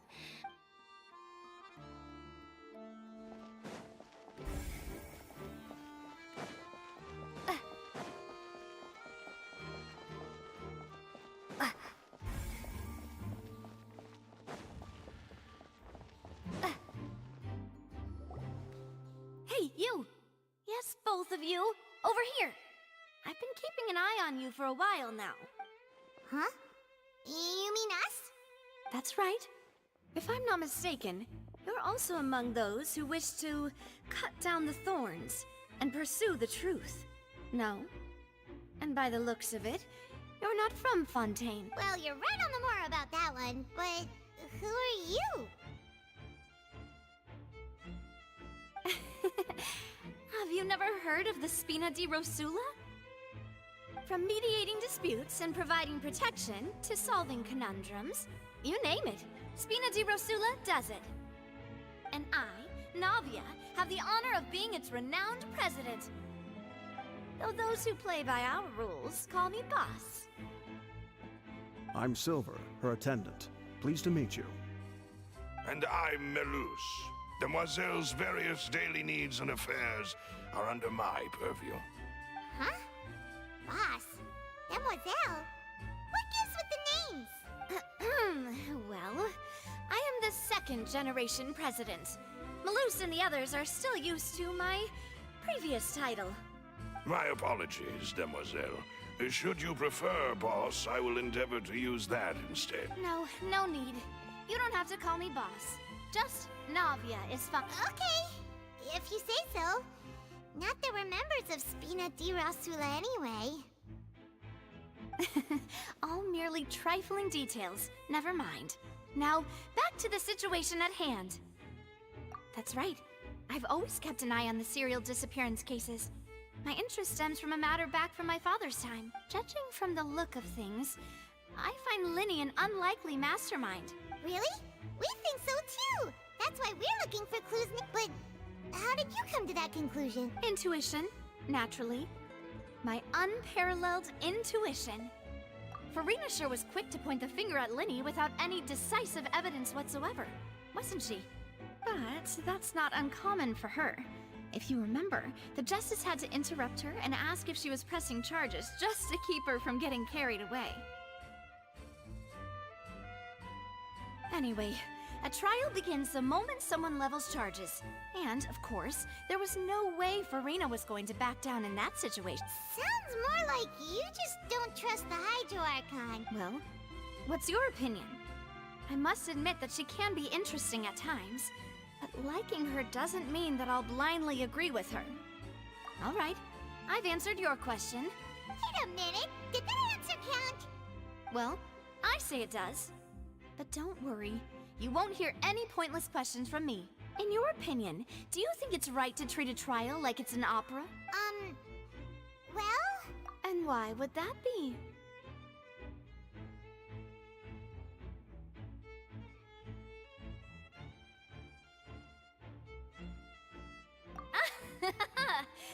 See, Silver and Maloose? I told you they'd be different. Most astute of you, demoiselle. I too think that the Traveler's response was most excellent. No matter how wonderful the script or how fervent the audience's expectations may be, the trials that go on stage here must be based in fact. And if that can be done, boss, then... All right, that's quite enough, Maloose. Anyway, I like your answer. You passed with flying colors. Now, I need to make some preparations, following which our joint investigation shall commence. Wait! Since when did we become assistants? Hmm? Oh, well, I can be the assistant. Sure. Or your companion, if you like. I'm real... That's more like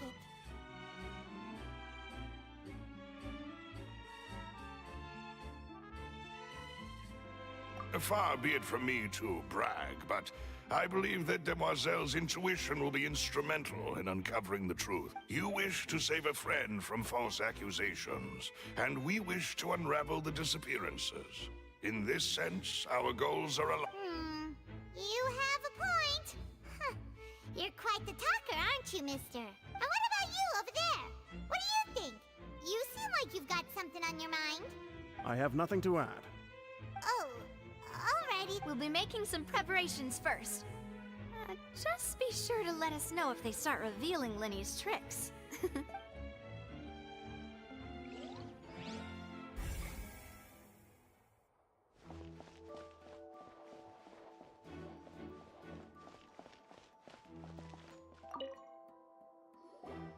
Sorry, but no one can freely enter or exit the Opera House at the moment. If you wish to leave, you must register your identity with us first. No, we're not leaving. We're representing Linny and Lynette as attorneys, so we're investigating the case. Were you always guarding this entrance? Yes. After the Chief Justice gave the order, everyone coming in or out must undergo a strict inspection. So, the missing girl couldn't have left from here. At least, not from that point on. I doubt there was much opportunity then, either. How can you be so sure? Well, because I was in charge of security near the entrance at that time. I couldn't see Linny's performance from here, which was quite a shame. Just my luck. But still, I did not abandon my post, and I stayed put no matter how loud the applause was. If someone had so much as even approached the door, I would have noticed it, let alone if they had tried to leave. We Melusines are good at that sort of thing, you know. So, it's safe to say the girl couldn't have left through here. Alright, thank you for your help. This'll be useful in...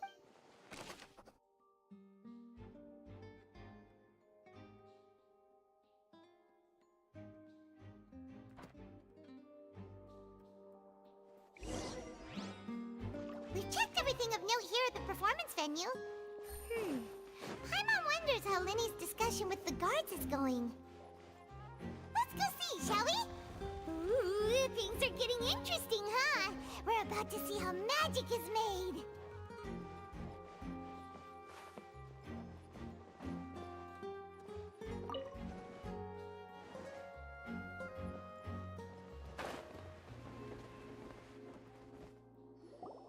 Understood. Then I will be going with you. Just so you're aware, I will be monitoring your actions and making notes as necessary. Very good. Thanks for being so agreeable. I'd pull a rose out of my hat as a gift for you if I could. You may spare the pleasantries. I'm just doing my... You've arrived. Who's this? Me? I'm Spina di Rosula's guardian angel. If you've got a problem, I've got the firepower. Sorry, I got a little carried away there. Call me Navia. I'm a partner of theirs, and will be helping investigate this whole and these are my companions. Would you mind if they join as well? Fine by me. Oh, new helpers? I would be most grateful. Well, let's just say we're tagging along. It's not every day you get to see the secrets behind magic performed on such a large scale. I appreciate your kind interest. Come with me. We'll be heading below stage.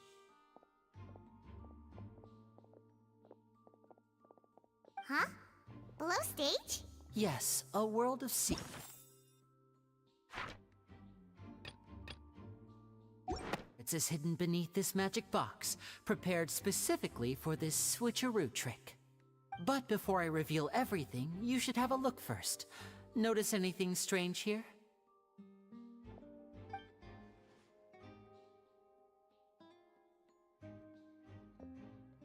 I'm not trying to be dramatic. Remembering the details of a trick will help you understand the methods used to perform it more easily. Huh. Weren't there balloons and other decorations here?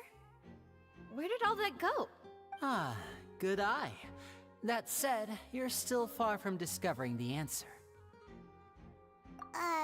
The back?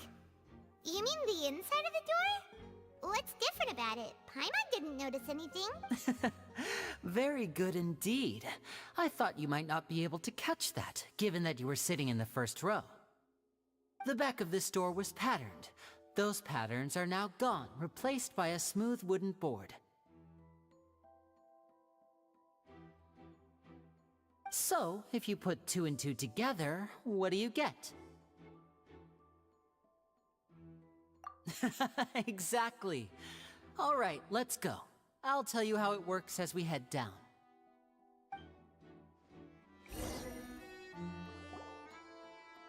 Oh, so there was a passageway under the magic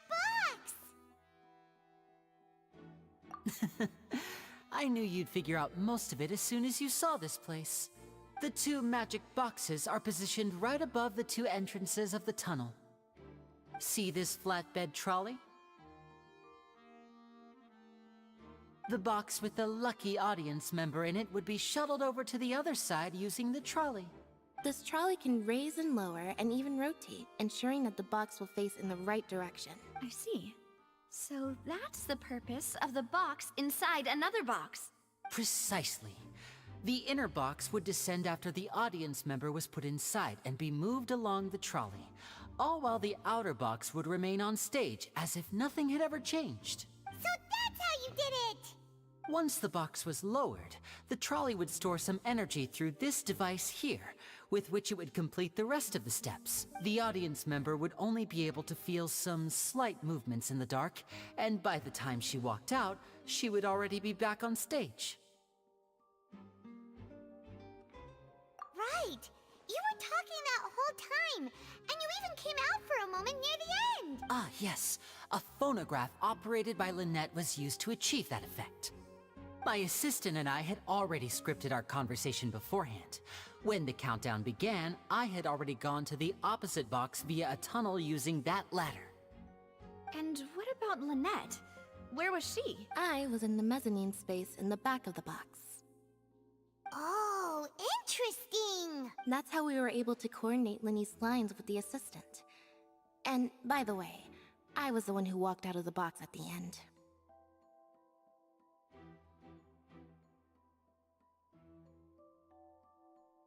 I mean, we are twins. All it takes is a change of clothes and no one can tell who's who. And that's my favorite part of this trick. Only Lynette and I can perform it.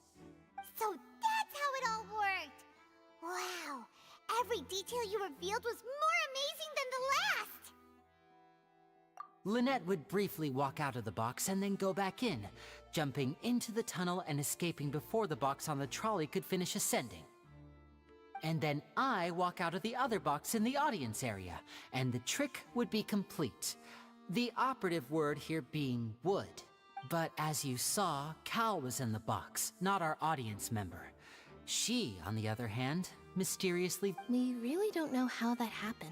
If not for that interlude, this would have been an astonishing trick. I probably never would have figured out how you pulled it off. And yet, to think that someone was able to use this magic trick to commit a crime... Could we have a look around? I think we can come up with some more leads. This is the scene of the crime, so Linny and Lynette are not permitted to stay here. I'll escort them back up. Yes, of course. No need to be so strict now. I won't disappear into thin air, you know. Thanks, everyone. We're counting on you.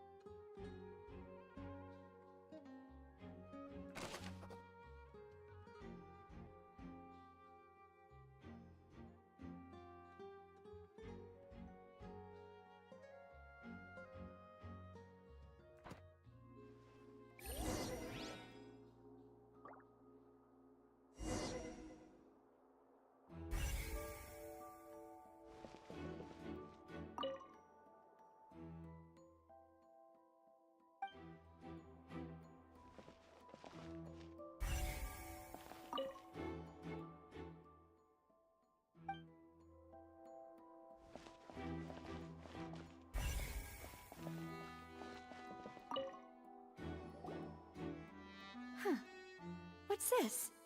Looks like a hook tied to the end of a rope. Huh? There's all kinds of odds and ends here. Perhaps it was a prop for a different trick. But why would it have been left here? Whatever it is, let's make a note of it.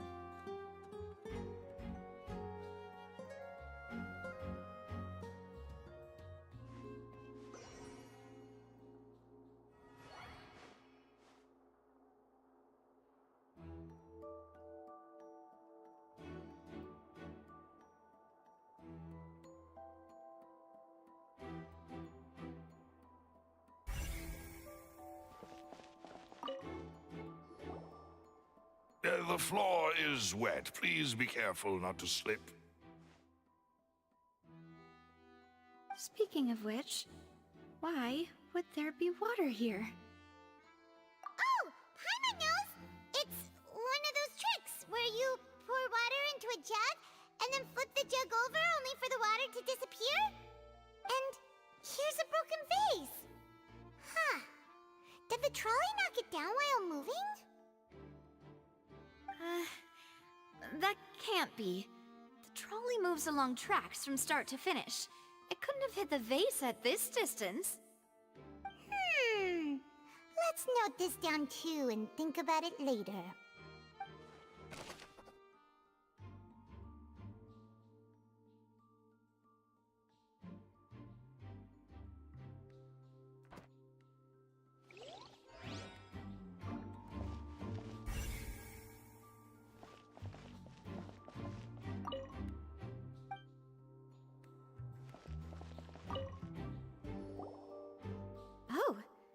These are the clothes that the lady chosen from the audience was wearing, right? Her clothes are here, but she's nowhere to be found. Right. And do you really need to do that if you're kidnapping them? Ugh, this is so confusing. Paimon doesn't want to be a detective anymore.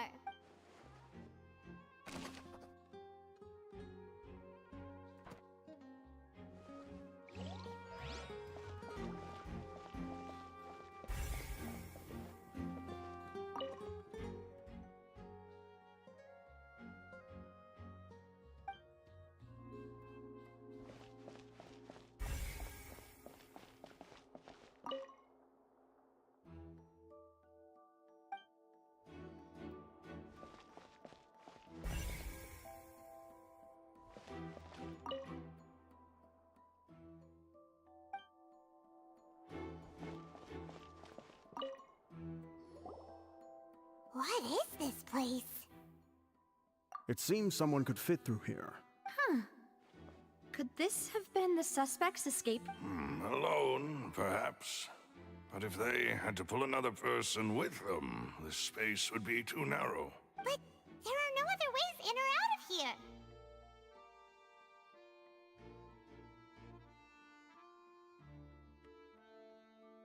Oh, you're right! Let Paimon write that down.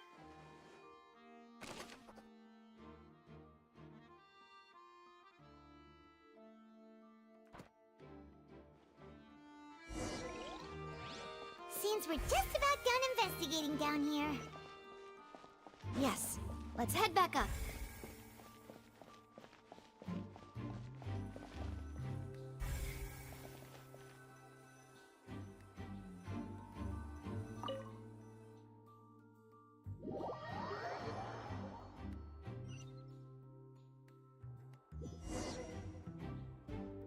Well, we've ascertained the state of the crime scene.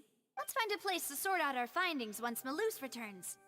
It seems to me that there are several things that don't add up here. Apologies for the wait, demoiselle. So, what did the guards say? Did the criminal escape through the vent?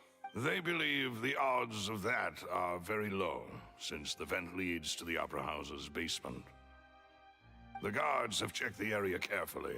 No one left through the basement during the performance or after the incident, and no one was found hiding there. So the tunnels become like a secret chamber then. You know, like the kind you usually see in novels. The plot thickens. Halsey's disappearance and Cowell's death are both quite inexplicable. No wonder Farina was so confident in her accusation. All the current evidence points toward Linny and In other words, the charges are very likely to be upheld unless we make some considerable progress. Charges and then trial. So if the charges are upheld, they'll announce a sentence? That's right. This is how a trial goes in the Opera House. During the proceedings, the Chief Justice and the Oratrice will hear statements from both sides. That's right. This is how indemnitium is produced. The statements from both sides, the defenses from attorneys, witness testimonies, and even the audience's emotions will all be projected on the Oratrice. To put it simply, it's as if the Oratrice has its own will, and is a judge in its own right. This also precludes any kind of favoritism on the part of the Chief Justice. Not that this has ever happened anyway. Once both sides have finished speaking, the Chief Justice will make his final decision. This, too, will be used by the Oratrice as a reference. Then, finally, the Oratrice will be consulted by officials. The result it returns is the will of justice itself. Huh? So that machine is the one that actually decides?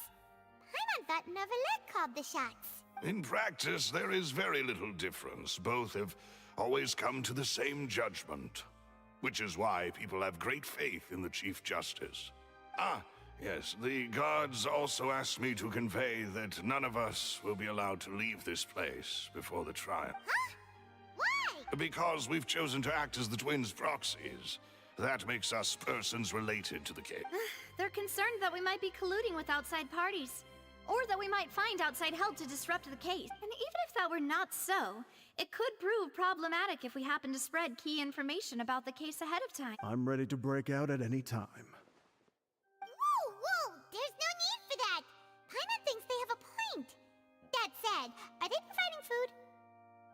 Of course. I just hope you don't mind the lack of options. I'm afraid that catering to all tastes is not in the cards, nor is any guarantee of balanced nutrition. In that case, let's just sort out our findings together here. Pity. I was hoping to take you to try some of Fontaine's famous desserts, too. I mean, what better way to properly think through our findings than over some tea and sweets? Huh. Breaking out suddenly doesn't seem like such a bad idea after all. Just kidding, just kidding. Paimon will still do her best, even if there are no snacks. Hmm? What do you mean, no snacks? Of course we'll have snacks. If we cannot buy some, then we'll simply make some. Huh? Here? Understood, demoiselle. Everyone, please come with me.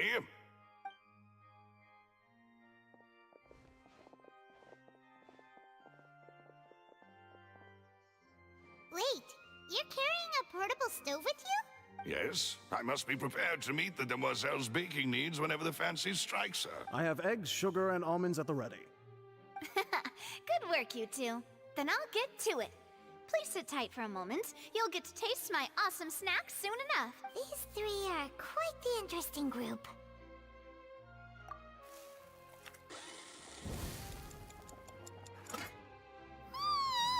And Paimon thought it smelled good while it was still in the oven! Oh, it's even better now. Paimon can't stop drooling. From the way you had these two guys carrying all that stuff around, Paimon thought you'd have them do more during the baking process. But you ended up doing the entire thing by yourself! Beating the egg whites, grinding almonds, everything! I was applauding. And I was giving encouraging smiles. Paimon was just thinking, aren't you worried about getting your fancy dress dirty beating egg whites and baking like this? Well, I don't think it's carved in stone anywhere that fancy ladies can only read books, sip tea, ride horses, and play the piano. I just really enjoy making snacks. Don't underestimate beating egg whites, by the way. It's a real arm workout. You also need to beat them to just the right consistency, or your macarons will crack. Anyway, give these a try, fresh out of the oven. There's 3 for each of us. Only 3? Well, eating too many sweet treats might send all that sugar to your head. You wouldn't be able to think clearly about the case on a sugar rush, would you? Tea is ready to be served as well. This is Demoiselle's favorite, strong black tea with a floral fragrance that clears the mind and lifts the spirit. No need for concern. I'm merely doing as I should. All right then. Down to business. As Paimon mentioned previously, the tunnel seems to be something of a secret chamber. However, we can assume that Linny and Lynette were not alone within it. Some criminal also occupied its sealed confines. The magician twins could have committed the crimes, of course, but they lack any logical motive. Exactly! Why would they do such a thing right when everyone was watching? The flower vase and the thud we heard during the performance could indicate some altercation between Halsey and the criminal in the tunnel, resulting in the shattering of the vase, the discarding of her clothes, and her abduction. Perhaps the criminal thought that since she was chosen from the crowd, she would be too easy to identify if she was still wearing the same clothes.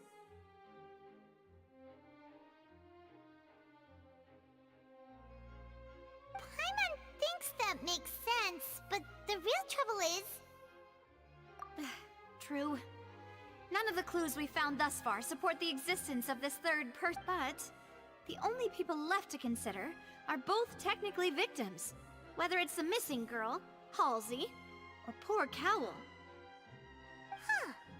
Could Halsey have secretly made modifications to the magic props in order to murder Cowell before making her escape?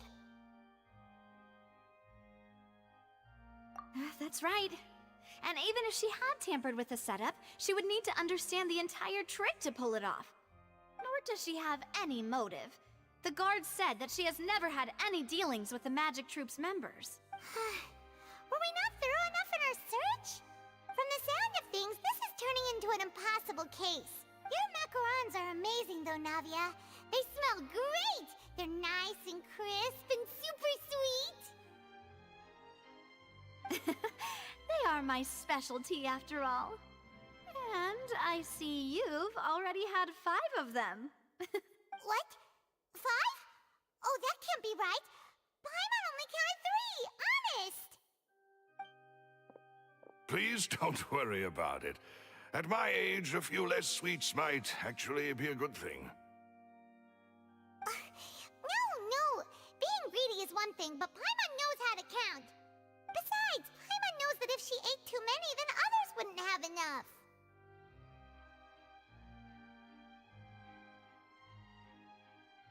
Wait, even you don't believe Paimon? How could you? If Paimon ate those 2 extra macarons, then may they turn into stone in her stomach! All right, we get it. Well, I suppose one of us might have gotten too engrossed in our chat and eaten them by mistake. No big deal. Malus, set up the stove again, if you would. Huh? What are you doing? Making sure everyone gets 3 macarons, of course. Exactly. We don't want to trouble you. As you wish, demoiselle. And I have the egg, sugar, and almonds. Well, this really is your hobby, huh?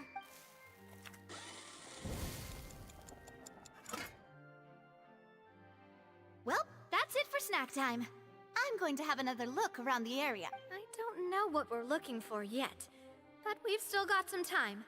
As attorneys, I suggest the 2 of you think the case over again. It would be awkward if you got all tongue-tied on stage during the trial. All right, thanks for your help, and for the snacks. It was nothing. A small task for the Spina di Rosula. Silver, Malus, it's time to go. I'll be back if I find anything new.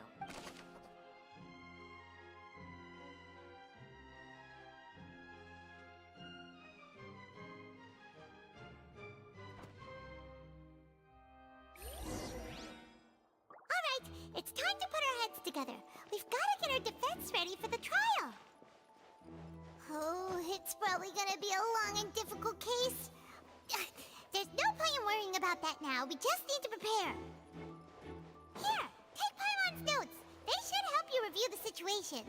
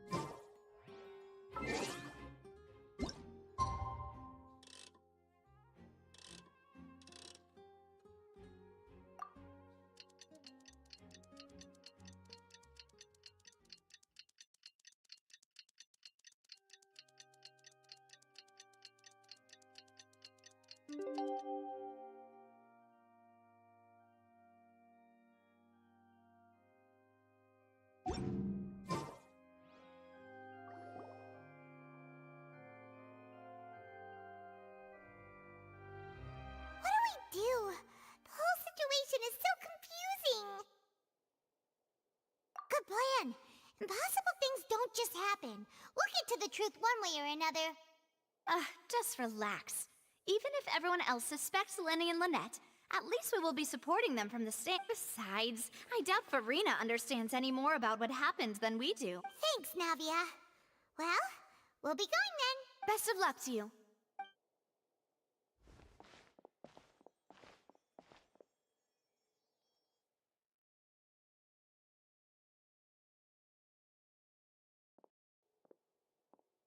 Ah, finally, you're back. Well, how did your investigation go?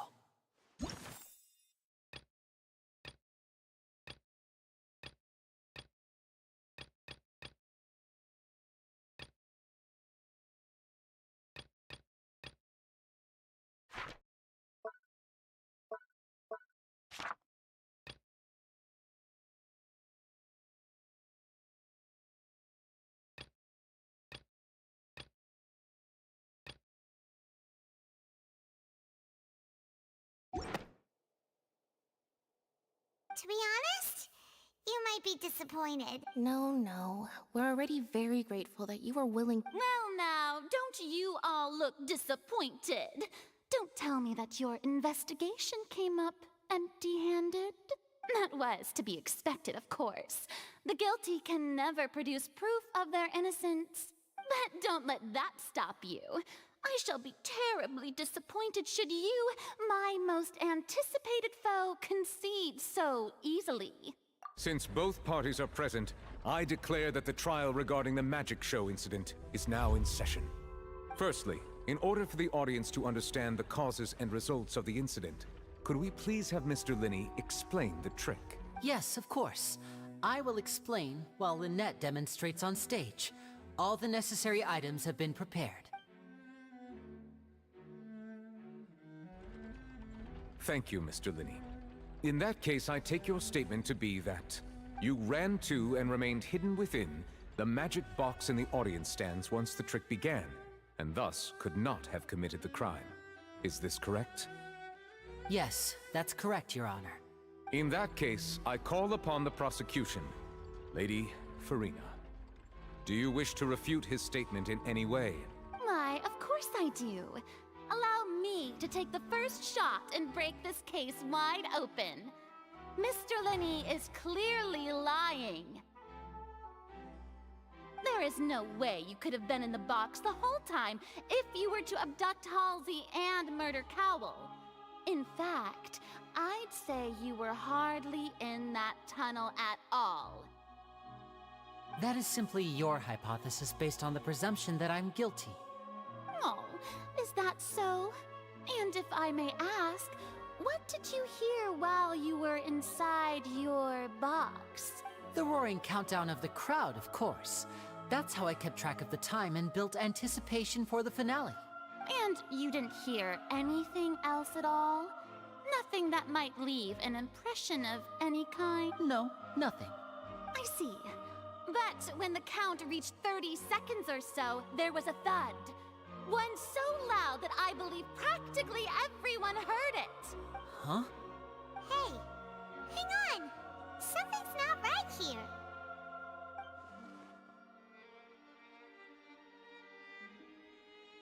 Yeah, I'm sure he could have heard a noise that loud from inside the box. I was right by the box and I definitely heard the thud. Look at those scales. Could those mean... Well then, ladies and gentlemen, allow me to use the words of the magician himself. You never know what can happen in the blink of an eye. Indeed, it seems his alibi can also collapse in the blink of an eye. Of course, I have armed myself to do far more than smash your alibi. Confidence cannot go unfounded, and my foundations are rock solid. Tell me, aren't you and Lynette actually from the House of the Hearth? The House of the Hearth?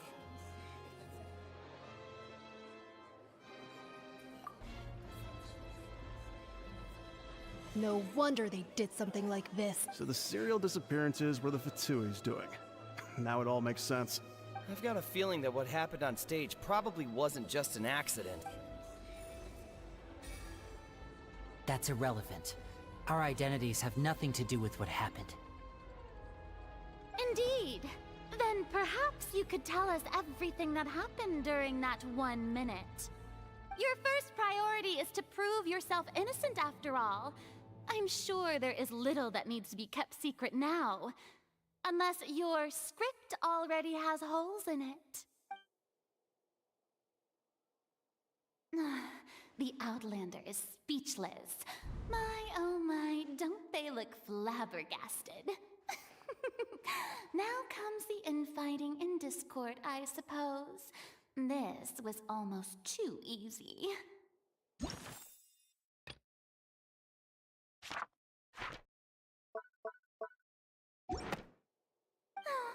Good thing I made all those preparations. Seems the all-nighter I pulled last night is really paying off.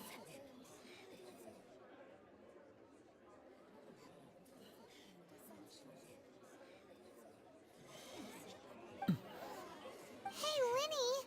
Why didn't you tell us this before? Order! Order! Mr. Linney, allow me to re-establish the facts. Lady Farina has raised 2 points. First, when the thud was heard in the Opera House, you were neither in the box nor the tunnel. Second, you and Ms. Lynette are both members of the House of the Hearth. Are these claims true?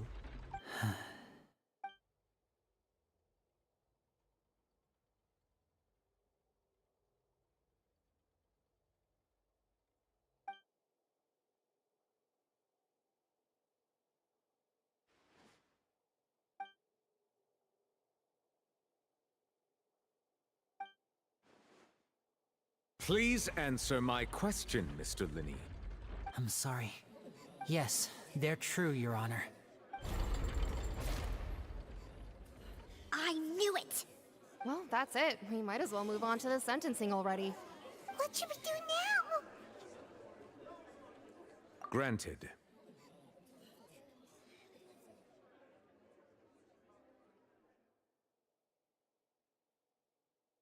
In that case, what is your request? Is that really necessary? They're already as good as guilty. The defendant deceived their own attorneys. What is there left to discuss? Order! Order, I say! Your request is reasonable, and we shall adjourn. This trial will reconvene in 1...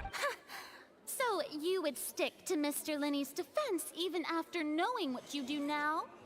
You certainly have more professionalism than I thought. In that case, my dear audience, let's allow the joy of victory to steep for a little while longer.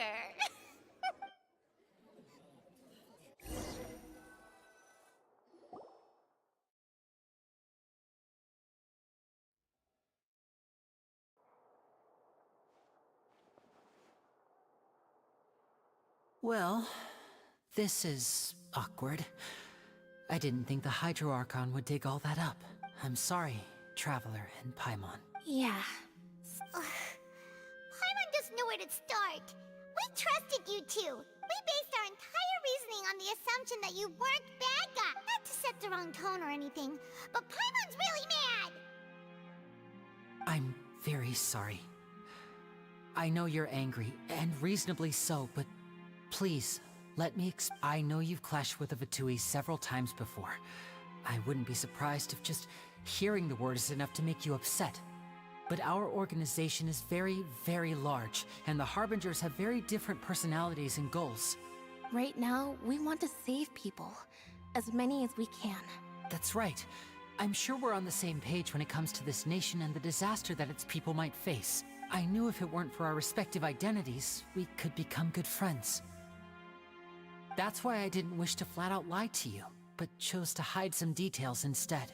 The truth is very important, but being completely transparent about everything would see us spending more effort than we need to. Right. So, you be the judge. Heck, if I were you, I fear that I'd even struggle to trust me at this point. You met a Fatus who works as a magician, a trickster by trade. All by coincidence, too. But still, I'm asking you to trust me. I am... Sorry. Please forgive us. Well, you both say that, but...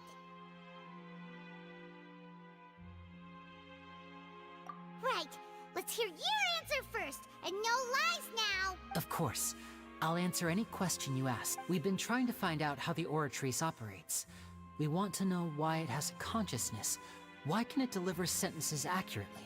During our investigations, we learned that the machine's core is beneath it. From that moment on, Lynette and I have been designing this box swap trick, with the objective of getting close to the core. Is that why you needed a whole minute? That's right. In truth, the audience would take about 75 seconds to count down from 60, while I would only need 15 to get to the opposite box. So, after jumping into the tunnel, I accessed the Opera House basement via the vent, and went to investigate the room in which the core is stored. That air vent was created during the construction of the tunnel specifically to execute this step. Well, nothing. As soon as I reached that room and was about to investigate, I heard someone's voice, which should have been impossible, of course. I was quite certain that I was the only one in the room. That voice seemed to recognize me and tried to speak to me. I chose to err on the side of caution and retreated the way I came.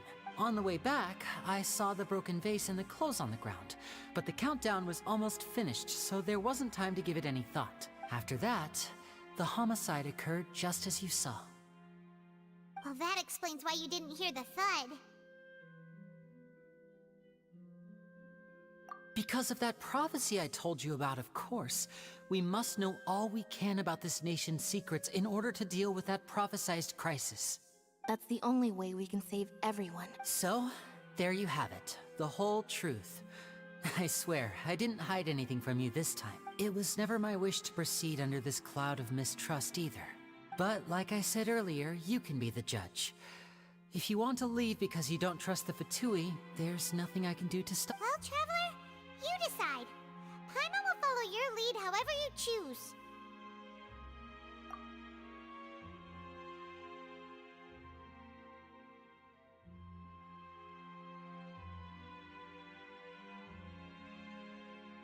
Okay, Thanks for giving us a chance. The current problem is that the scales are tipped pretty badly against you two. If we want to refute the Hydro Archon's accusations, we're gonna need a seriously watertight defense. Huh?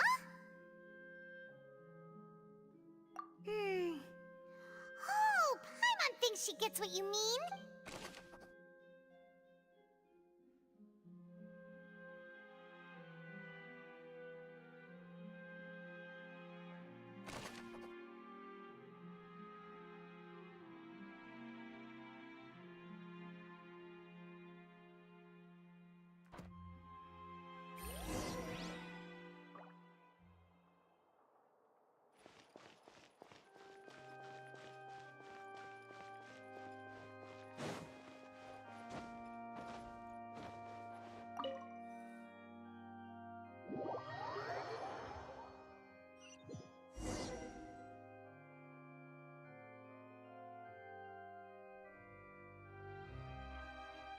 Both parties have returned to their positions. Let us continue the trial. When last we left off, Mr. Linney acknowledged the new evidence presented by Lady Farina as fact. Therefore, Lady Farina may continue stating her reconstruction of the events. Ugh, that took long enough. Now then, if everyone would lend me their attention at this stage, let's revisit that scene from Linney's perspective.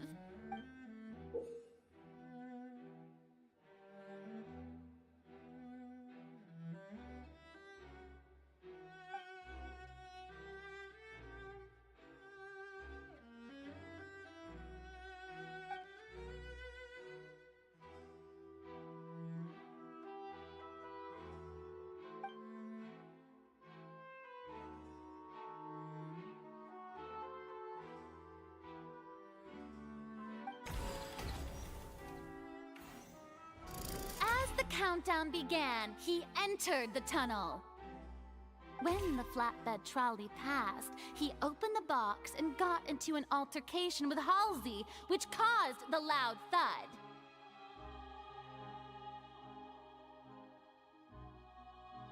He did not realize that this sound could be heard by everyone in the Opera House, which is why he claimed earlier that he could not hear the sound. Finally, he used the vase to knock her out, before making her change clothes to prevent others from recognizing her. At this time, Cowell arrived in the tunnel, having heard that strange noise, and caught Linny red-handed.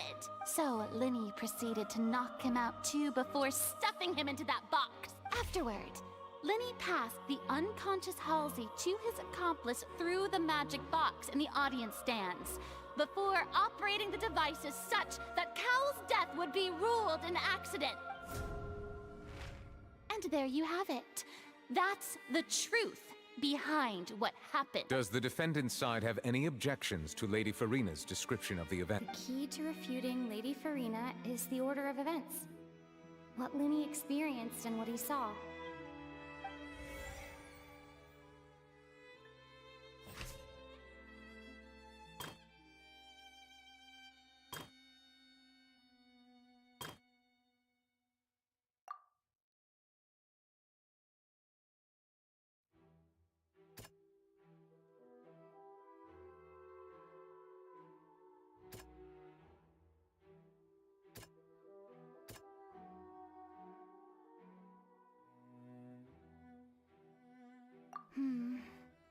Seems this won't produce a particular...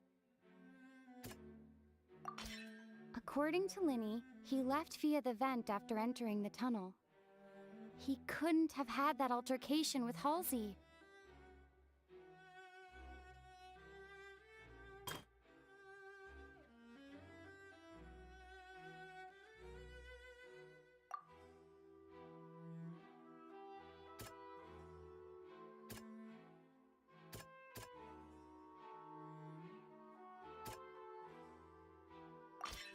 Linny went to the room that contains the Oratrice's core. This is the actual truth.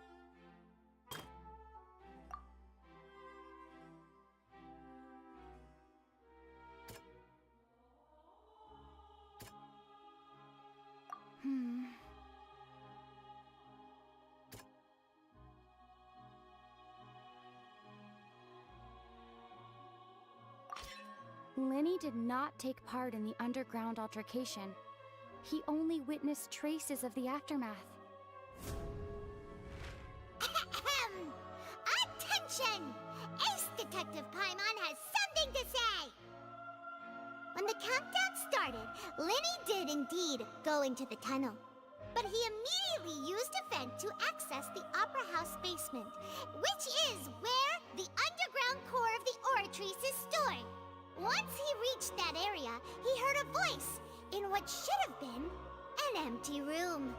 Since he felt something was amiss, he returned immediately.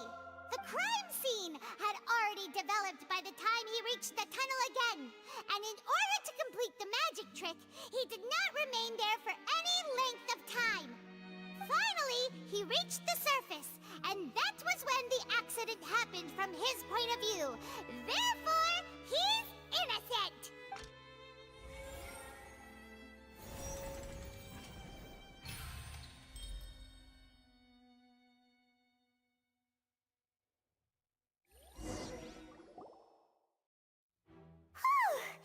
Paimon did it! Paimon actually managed to say all that! Oh, wasn't it awesome? In other words, you believe that he knew nothing of the incident? That's right! My reasoning?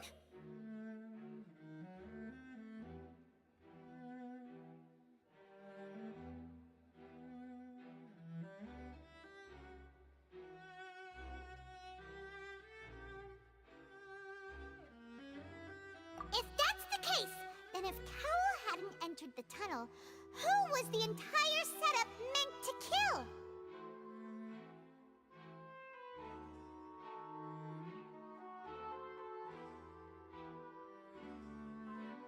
Assuming that what you say is true, Linny only needed to kidnap the young girl to cause a new disappearance case.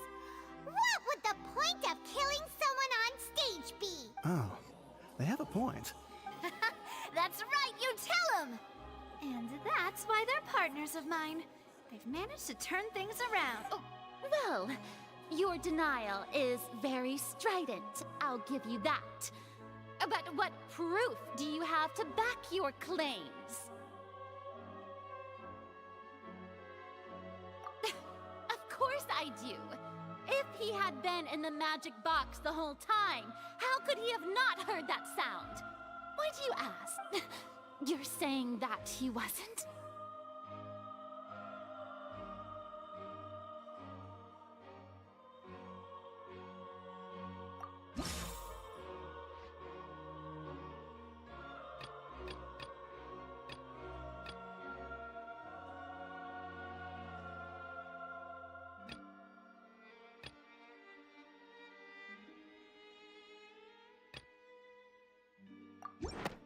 That's right! Lenny wasn't in the box or in the tunnel. That's why he didn't hear anything strange during the performance. This means that when the crime happened, Lenny had already entered the basement via the vent. The same clue you used to disprove his alibi has now become the best proof! Ha ha! How do you like that?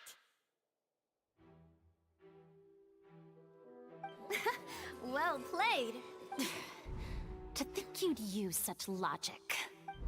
Well then, if it wasn't Lenny who committed the crimes, then who was it?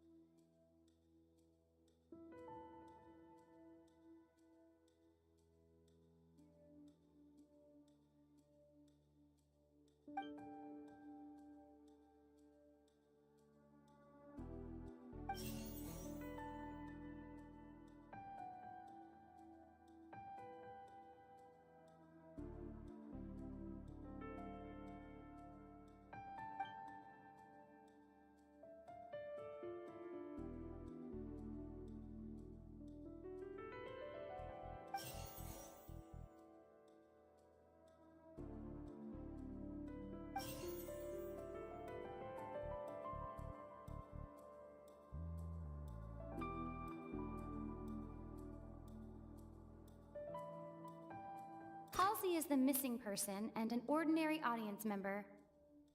Or did she have her own scheme all along? Could there have been a third person involved? Is that really a possibility? The deceased's name is Cowell, Lenny's assistant. He would have been able to tamper with the equipment. Halsey is the missing person.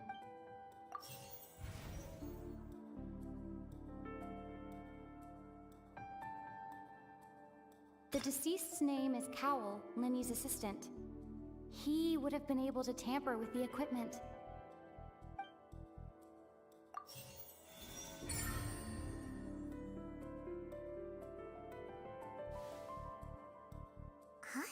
Huh? That can't be right. Are you serious?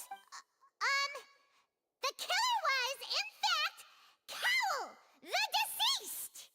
Oh, is that so? How interesting!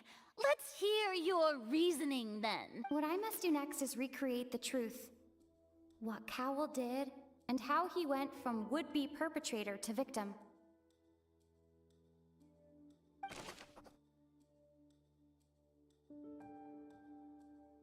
Lenny was not in the tunnel at that moment, which gave our criminal ample... It would have been tough for both people to fit into that vent. They would likely have bumped into Lenny as well.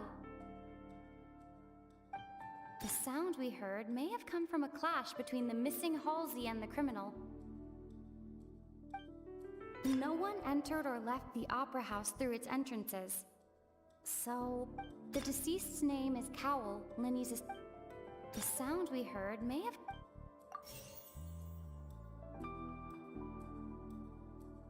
Lenny was not in the tunnel at that moment, which gave our criminal ample time.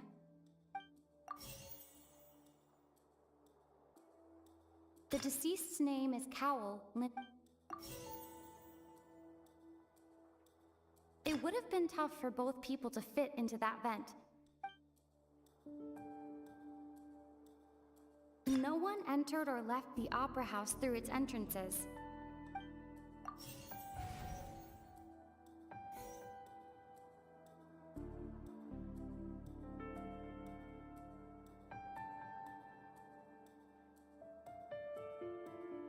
It would have been tough for both people to fit into that vent. Lenny was not in the tunnel at...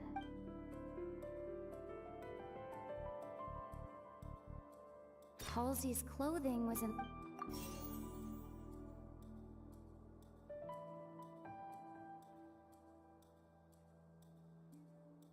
The sound we heard may have come from a It would have been tough for both people to...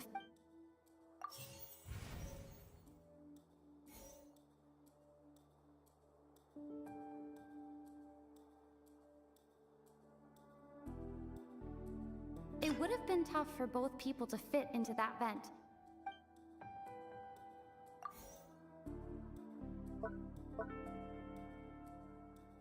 Lenny was not in the tunnel at that moment. Halsey's clothing was in the tunnel. So, there must have been some fear that she would attract attention.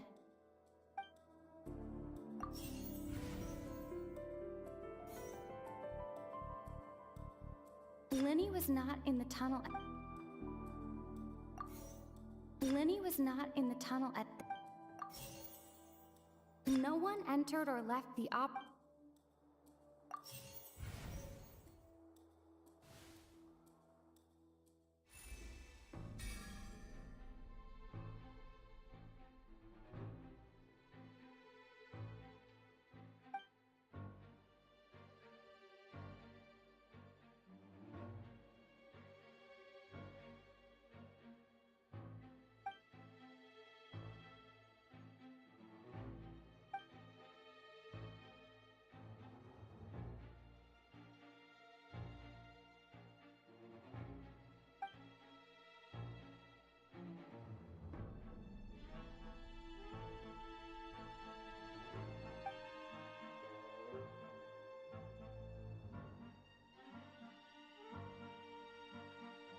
What's wrong, Traveler? Are you still having trouble figuring things out? I see how it is. So this was all just a bluff. And here I thought you had something to show for it. But it seems you're still far from the... Look, since we're at a dead end, why not consider a different track? Just like the trick as it transpired, the end result must have been utterly different from the magician's initial design. If only we knew how Halsey disappeared. Well, that would be nice, but the tunnel only has 3 exits, and none of them seem very likely. And it's not like this is a magic trick where you can just make a real live person disappear. You know, like you did from that water tank, Lynette.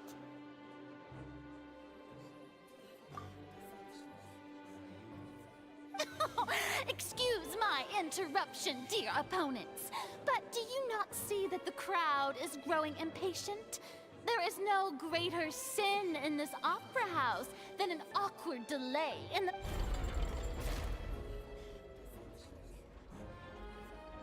If the defense is unable to make further effective arguments, we will move on to the next stage of the trial. Lenny was not in the tunnel at that moment, which gave our criminal ample time. The sound we heard may have come from a clash between the missing Halsey and the criminal. The deceased's name is Cowl, Lenny's assistant. He would have been able to tamper with the equipment. The vase was not broken by chance. It was used to cover important evidence. The water...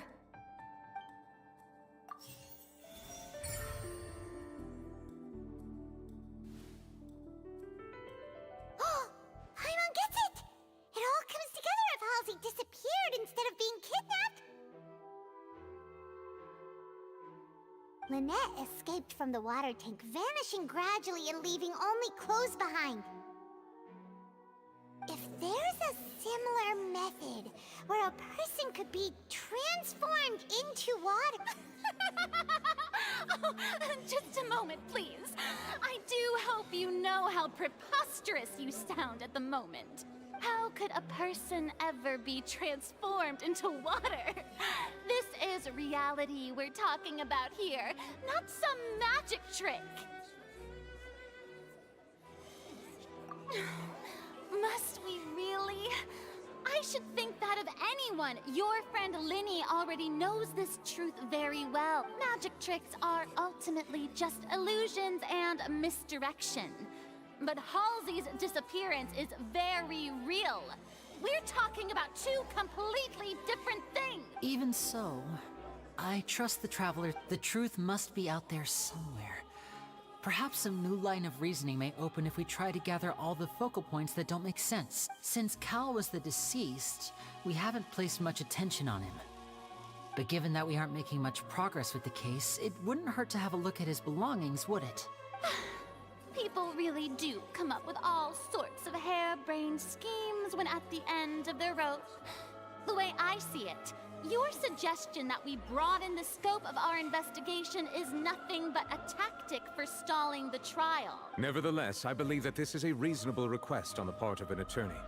Since the trial does indeed appear to be at an impasse, I believe that additional evidence may help us make more progress. Guards, please step into the lounge and examine the personal effects of the deceased, Cowell.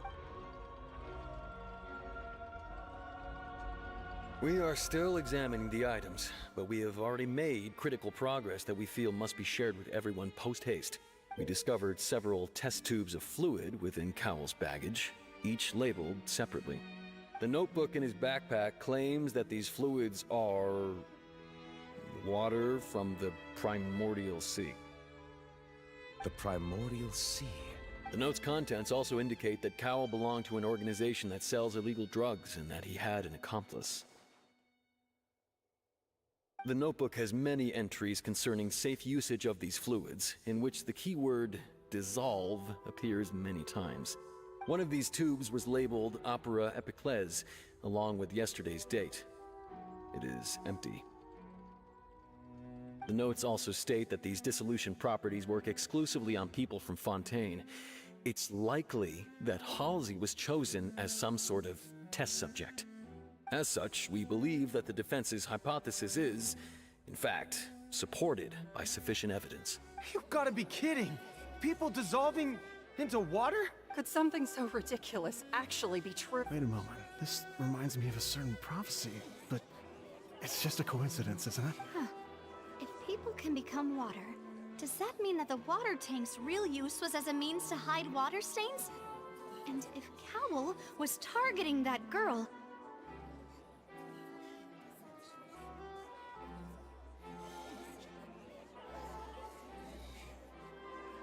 Wait just a minute. Could that mean... You two, with me, quick! Demoiselle, wait! What about your partners? Let's go. Just trust me. Order! Order! It is undeniable that further examination of the deceased's personal effects has yielded some surprising results. But we cannot yet verify the veracity of these clues. Still, let us assume that these clues are indeed authentic, albeit with the understanding that Ms. Halsey has yet to be found. Guards, please continue examining the items along these... Mr. Linney, it appears your hypothesis is supported by the evidence, so please continue speaking. Of course. Thank you. If we uphold this hypothesis, I believe that many of this case's seemingly unrelated clues can be connected together. Right! Like the metal hook! That one didn't make sense at all. Let's think about this. Cowell's methods must have something to do with that water from the primordial sea.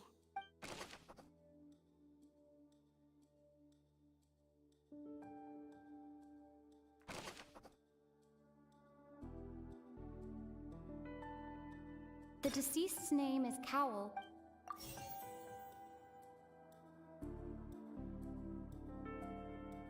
The water from the primordial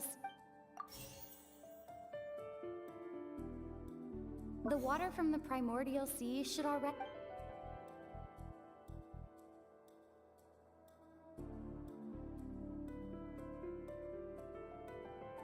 Now it seems like the hook rope was not meant for another magic trick, but was instead some form of triggering mechanism. The water from the primordial...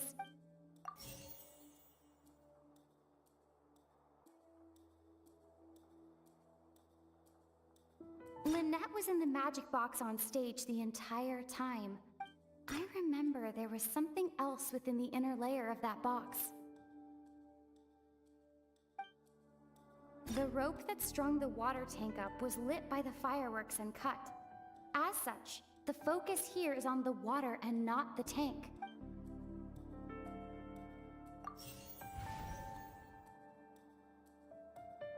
Lynette was in the magic box on stage the entire time. Did she have something to...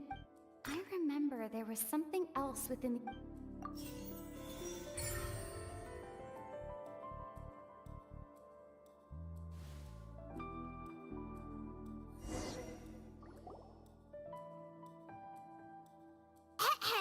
It's Ace Detective Paimon's time to shine again!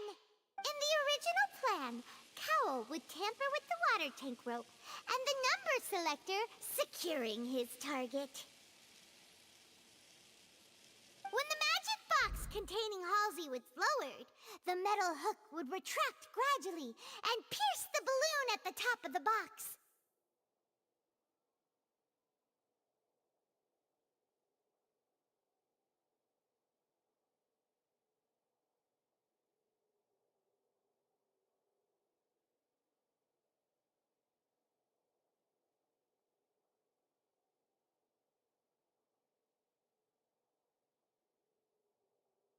When the balloon attached to the box popped, the water from the primordial seed inside it would pour down and dissolve Halsey.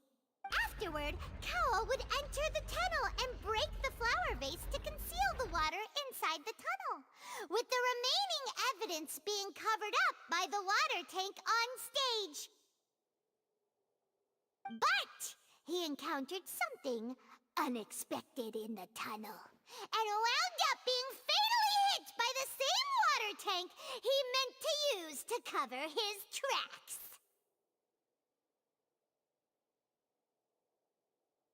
Huh. That does make sense. That actually links together a lot of the more confusing pieces. Oh dear, what do I do? Even I think they sound convincing now. Have I falsely accused an innocent person? What a humiliation. Now, it seems like the only point of contention remaining is the exact circumstances that led to Cal's death. His notes mentioned he had an accomplice who could be related to the situation. On that note, the guards have just contacted me indicating that they uncovered new evidence. I shall now invite him on stage to share it with us. Thank you, Your Honor. We were just inspecting the luggage of the other people involved in this case, and we found an What? That can't be.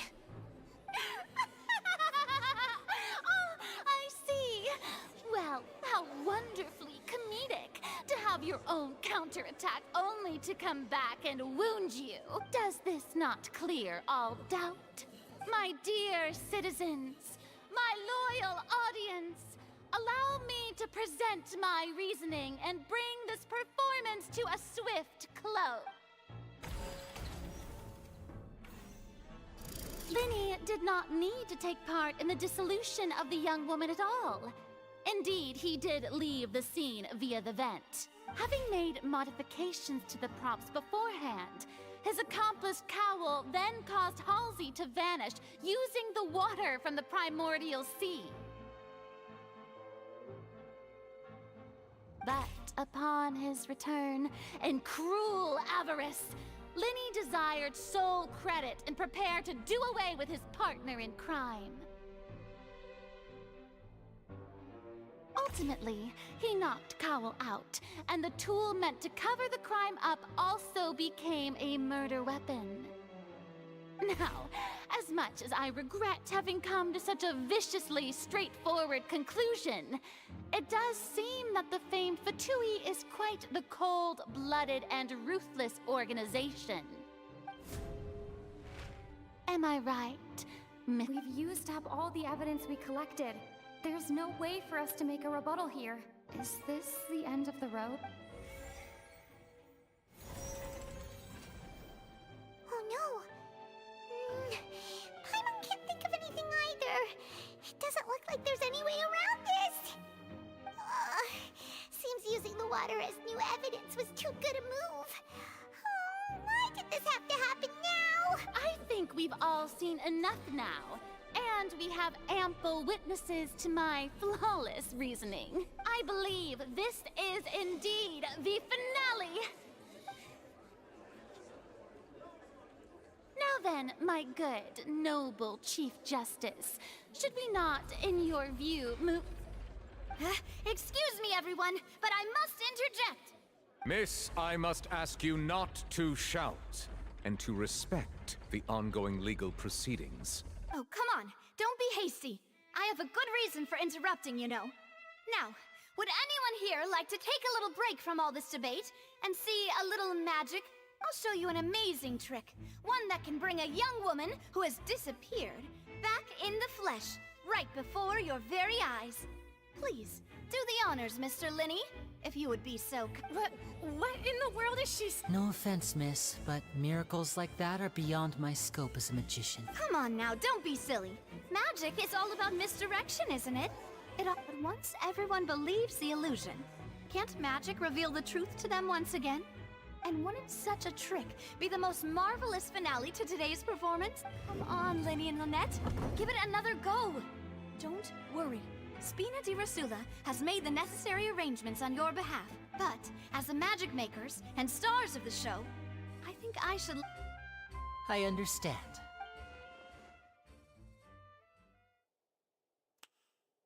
And voila!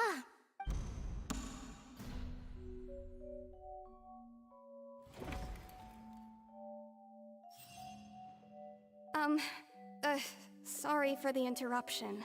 Wait, isn't that Halsey? So the whole thing about people dissolving wasn't true after all? To be clear, I'm only here because this person told me that if I testified, the merit of doing so would lessen my sentence. I was hiding outside this room listening to the proceedings because I was afraid that I would be the one put on trial.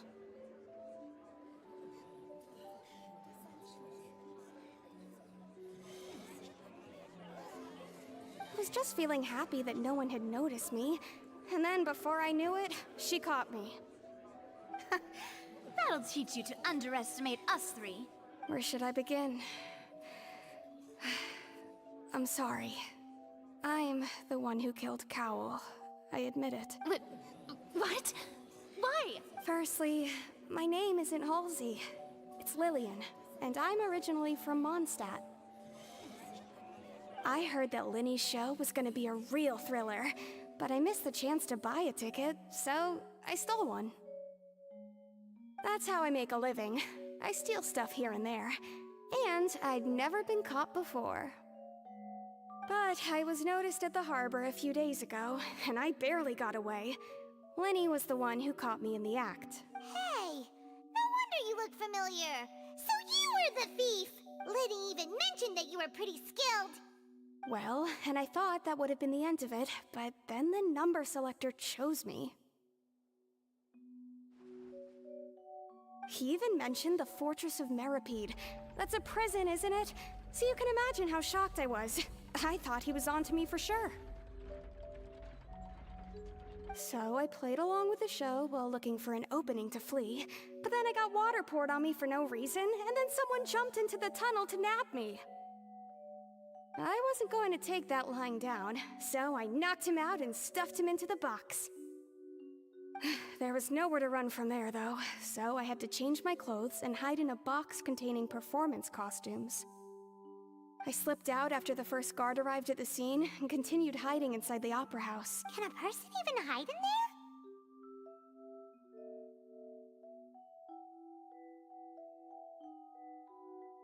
But I swear I didn't know that the water tank would fall down. Really, I swear, had I known that, I wouldn't have put him in the magic box. I may be a thief, but I'm no killer. Well, that makes everything pretty clear now, doesn't it?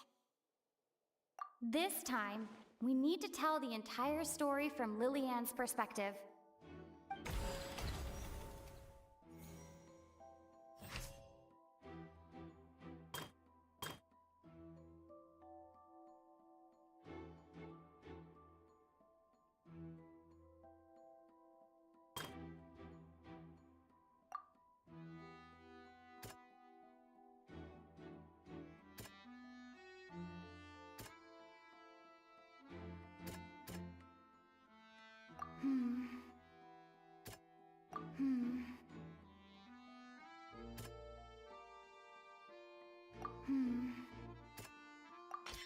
The strange sound wasn't from a fight.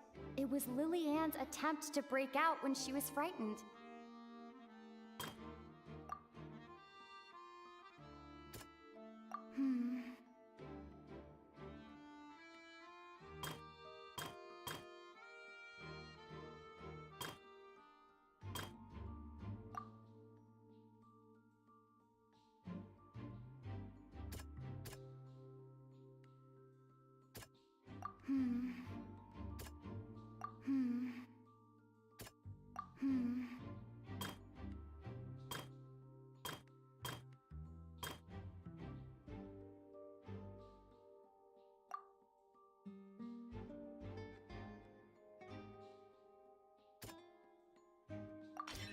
The flower vase was not broken to cover anything up, but was smashed during the struggle between Lillian and Cowell.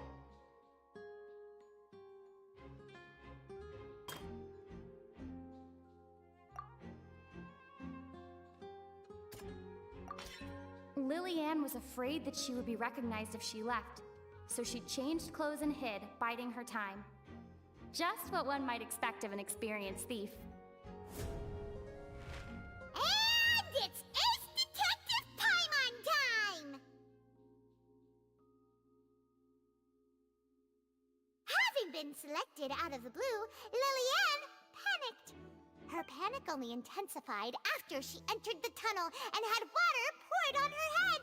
So she kicked the door open, producing the thud we all heard. Hearing the commotion, Cowell leapt into the tunnel, only to discover that Lillian had not dissolved. He did not know that Lillian was not from Fontaine, but was a thief who made her way in by stealing a ticket. Mistakenly believing that the water from the primordial sea needed time to take effect, he tried to force Lillian back into the box. The two broke the flower vase during the struggle, but Lillian came out on top, knocking Cowell out. With no way of escaping, she changed her clothes and hid in the costume trunk until the performance ended.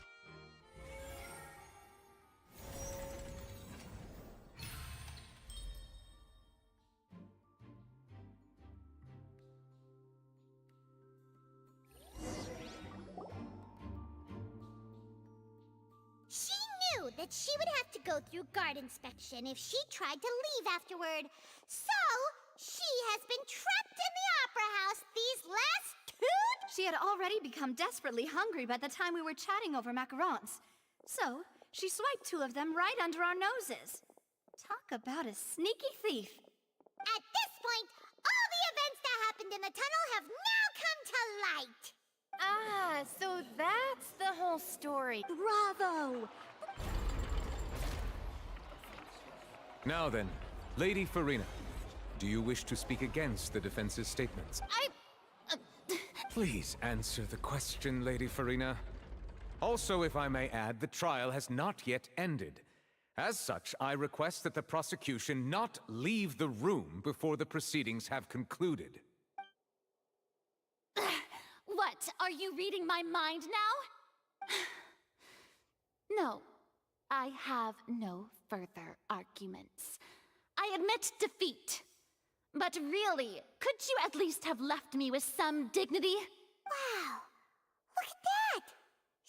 like a deflated balloon now. If there are no objections, then as the Chief Justice of Fontaine, I shall once again repeat the full sequence of events. The actual perpetrator of the serial disappearances, Cowl, selected his next victim from the audience reservation list. With some modifications to the selector, he could ensure that the pre-selected young woman would be chosen. To cover up any evidence while committing the deed, Cowl thought of allowing the water tank to fall, which would conceal the water left behind after the young woman was dissolved. He also tampered with the rope suspending the water tank, using the fireworks at the end of the performance to cause the tank to drop and hide the watermarks. He poured the water from the primordial sea into a balloon during the preparation of the magic box and stuck it to the box's lid. Finally, he passed the prepared hook on a rope through the gap in the magic box's door when bringing the young woman to said box. When the magic trick officially began, the box containing the woman was lowered into the tunnel, tightening the hook rope and bursting the balloon containing the water. If all had gone to plan, the young woman would be dissolved at this time.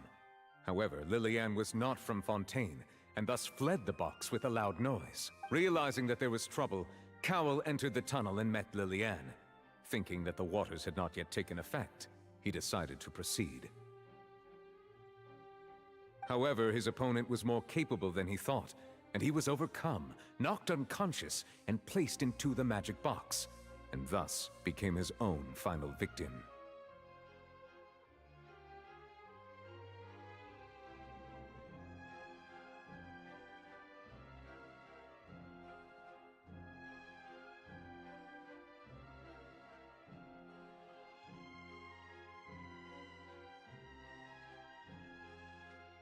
Lillian, according to her own statements, then changed clothes and hid until the performance ended, before hiding in other parts of the opera house.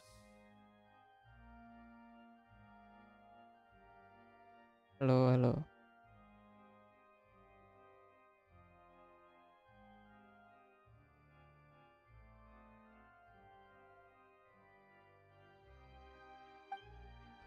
As for Linny, he was in the underground structures within the opera house, and was thus ignorant of these happenings.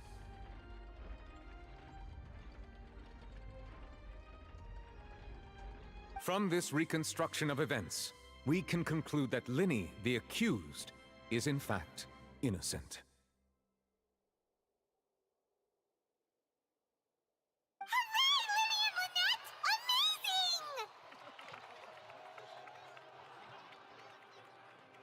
While there is much in Linny and Lillian's conduct that should still be investigated separately, this case, at least, can be handed over to the Oratrice to make the final decision.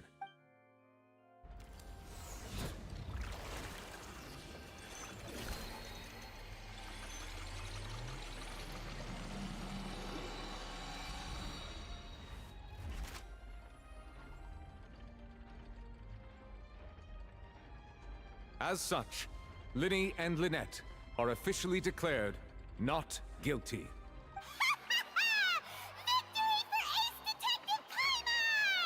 Great work, partners. Thank you all. Thank you so much. Next, I think we does. How did you find the water from the primordial sea in Linny's baggage?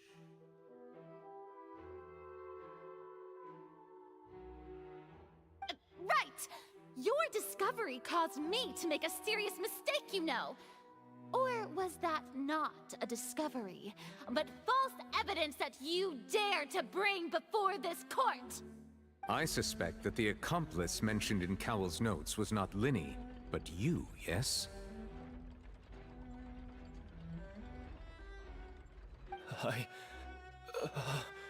I'm sure you know what you must do to lessen your sentence. Speak quickly! Unless you want to earn yourself a one-way ticket to Coupon Town. I was just following orders. We were supposed to place blame for the serial disappearances onto Linny, and thus cause suspicion to fall on the Fatui. The higher-ups said this was the best opportunity to do so. And now that your plan has fallen through, and the secrets of the water have been revealed, you have become a liability to said higher-ups, yes? Therefore, you would be wise to tell everything you know, and seek the protection of the guards. Yes, I'll tell you everything I know. Our boss discovered that the water can cause people to dissolve. It can also be made into a potion, which when extremely diluted, can cause people to experience unforgettable exhilaration. We've been in this business for a while now, and have made decent mora off it. The disappearances were also the boss's idea. I mean, this is the boss we're talking about. The...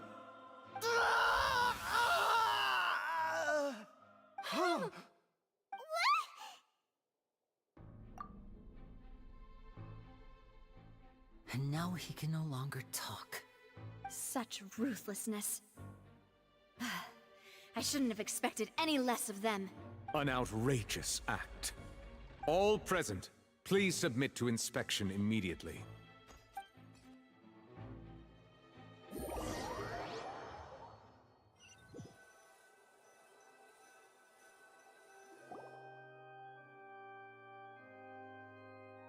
So, we're just going back now? That's true, but... Traveler, Paimon! Please wait. Lenny... I know you may not want to speak to me right now. Maybe you don't even want to look at me. But still, let me thank you again for defending me to the end, even after you learned that I'm a member of the Fatui. I guess. But regardless, I'd like the opportunity to set things straight. I didn't approach you with any ulterior motives or ill intent. I've spoken to you as myself, just plain Linny this entire time. As for why I'm a Fatus, it's because the goals of the House of the Hearth align with those of an orphan like me. That's all. That was how Father, who you might know as the Knave, approached recruiting us back then too. The Knave? The one who controls the House of the Hearth? She's your father? That's right. And since we're here, I was wondering, would you mind hearing a story? It's about my past. Back when our parents first died, Lynette and I were left wandering the streets. To survive, I took to surreptitiously observing an older street performer who did magic. It took me several days to figure out how he pulled off his amazing trick. I took my sister through several streets until we found a crowded corner, and we began to perform magic tricks there. To my surprise, we proved to be pretty popular, and we could at least stop worrying about where our next meal would come from for a time. But I didn't want my sister to remain a street rat together with me forever. Before long, an aristocrat came to me and claimed that he wished to take us in after watching my performances. So you went from orphans to nobility just like that? That was how we felt at first, too. As if fate was on our side and we could say goodbye to those painful days. But I gradually discovered that while we were called foster children, he was really after my talent for magic tricks. He would constantly take me to all sorts of banquets to garner attention, which he would then use to expand his social circles. That doesn't seem too bad either. Better than roaming the streets at any rate. It took a while for me to realize just how dark his heart really was. After one particular performance at a banquet, I discovered that Lynette was not on the same return vehicle as me. I waited a long time after we returned home, but she did not come back. I went to that noble's bedroom and asked him about her whereabouts. The answer he gave me was, she caught the eye of the most eminent person at the banquet, so I sent her over as a gift. I mean, you'll be able to perform your magic regardless of who your assistant is, yes? Oh no. So he was gonna... But wouldn't Fontaine's laws deal with such people? As far as outsiders are concerned, this is a relationship akin to adoption or foster care, and they have their ways of escaping the eye of the law. I managed to ferret out the location of the mansion of that so-called eminent person and hurried through the night. But by the time I leaped over the walls, avoided the guards, and made my way in, all I saw was the moonlit ground covered in blood, and the knave, standing there in the darkness. So, she'd already taken care of that guy. That's right. She had rescued my sister before she could come to any harm, and had even discovered several girls hidden in a basement, all of them orphans. Father, I mean, the knave, might have seen something in me, and so she made me an offer. The House of the Hearth welcomes you, for your interests align with ours. Here, none will ever betray you. Indeed, betrayal shall never be permitted here. I was hesitant to trust her. I mean, I had just been betrayed by nobles, but she was also quick to destroy the noble who had taken us in at first, giving us back our freedom. Oh, so that's how the two of you joined the House of the Hearth. She has her own plans. She has gained permission from the Tsaritsa to first use the Gnosis' power once she obtains it. She plans to use it to find a way to break the prophecy and save Fontaine.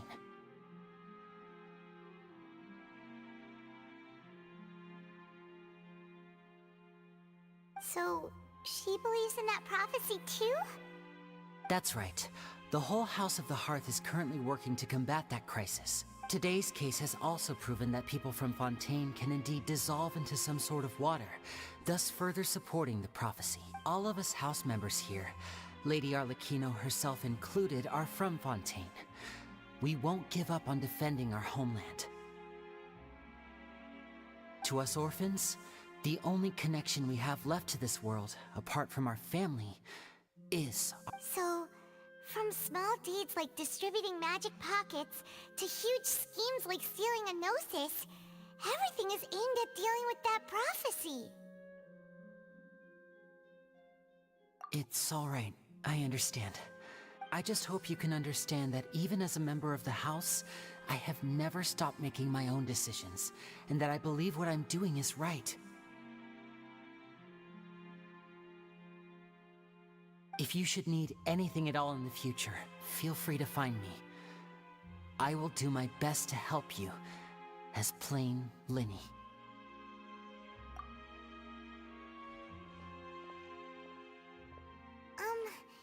Bye, Linny!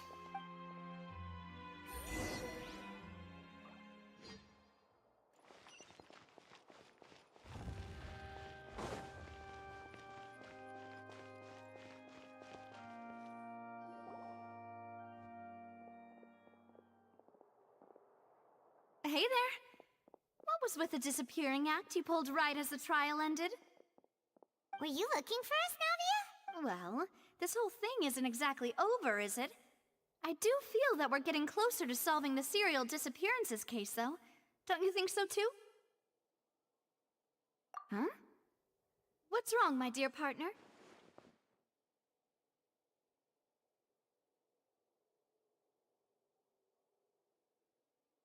Besides, are you sure we're the ones who can crack a case that's been cold for decades now?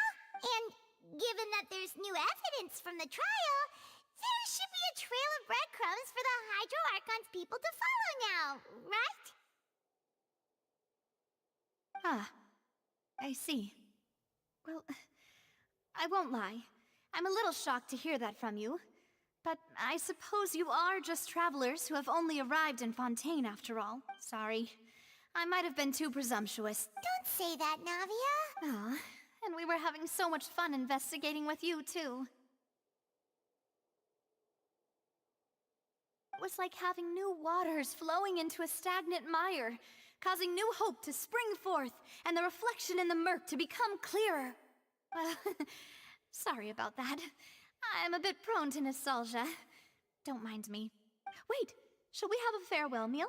You know, to commemorate our time as... Huh? Do we really need to get that formal?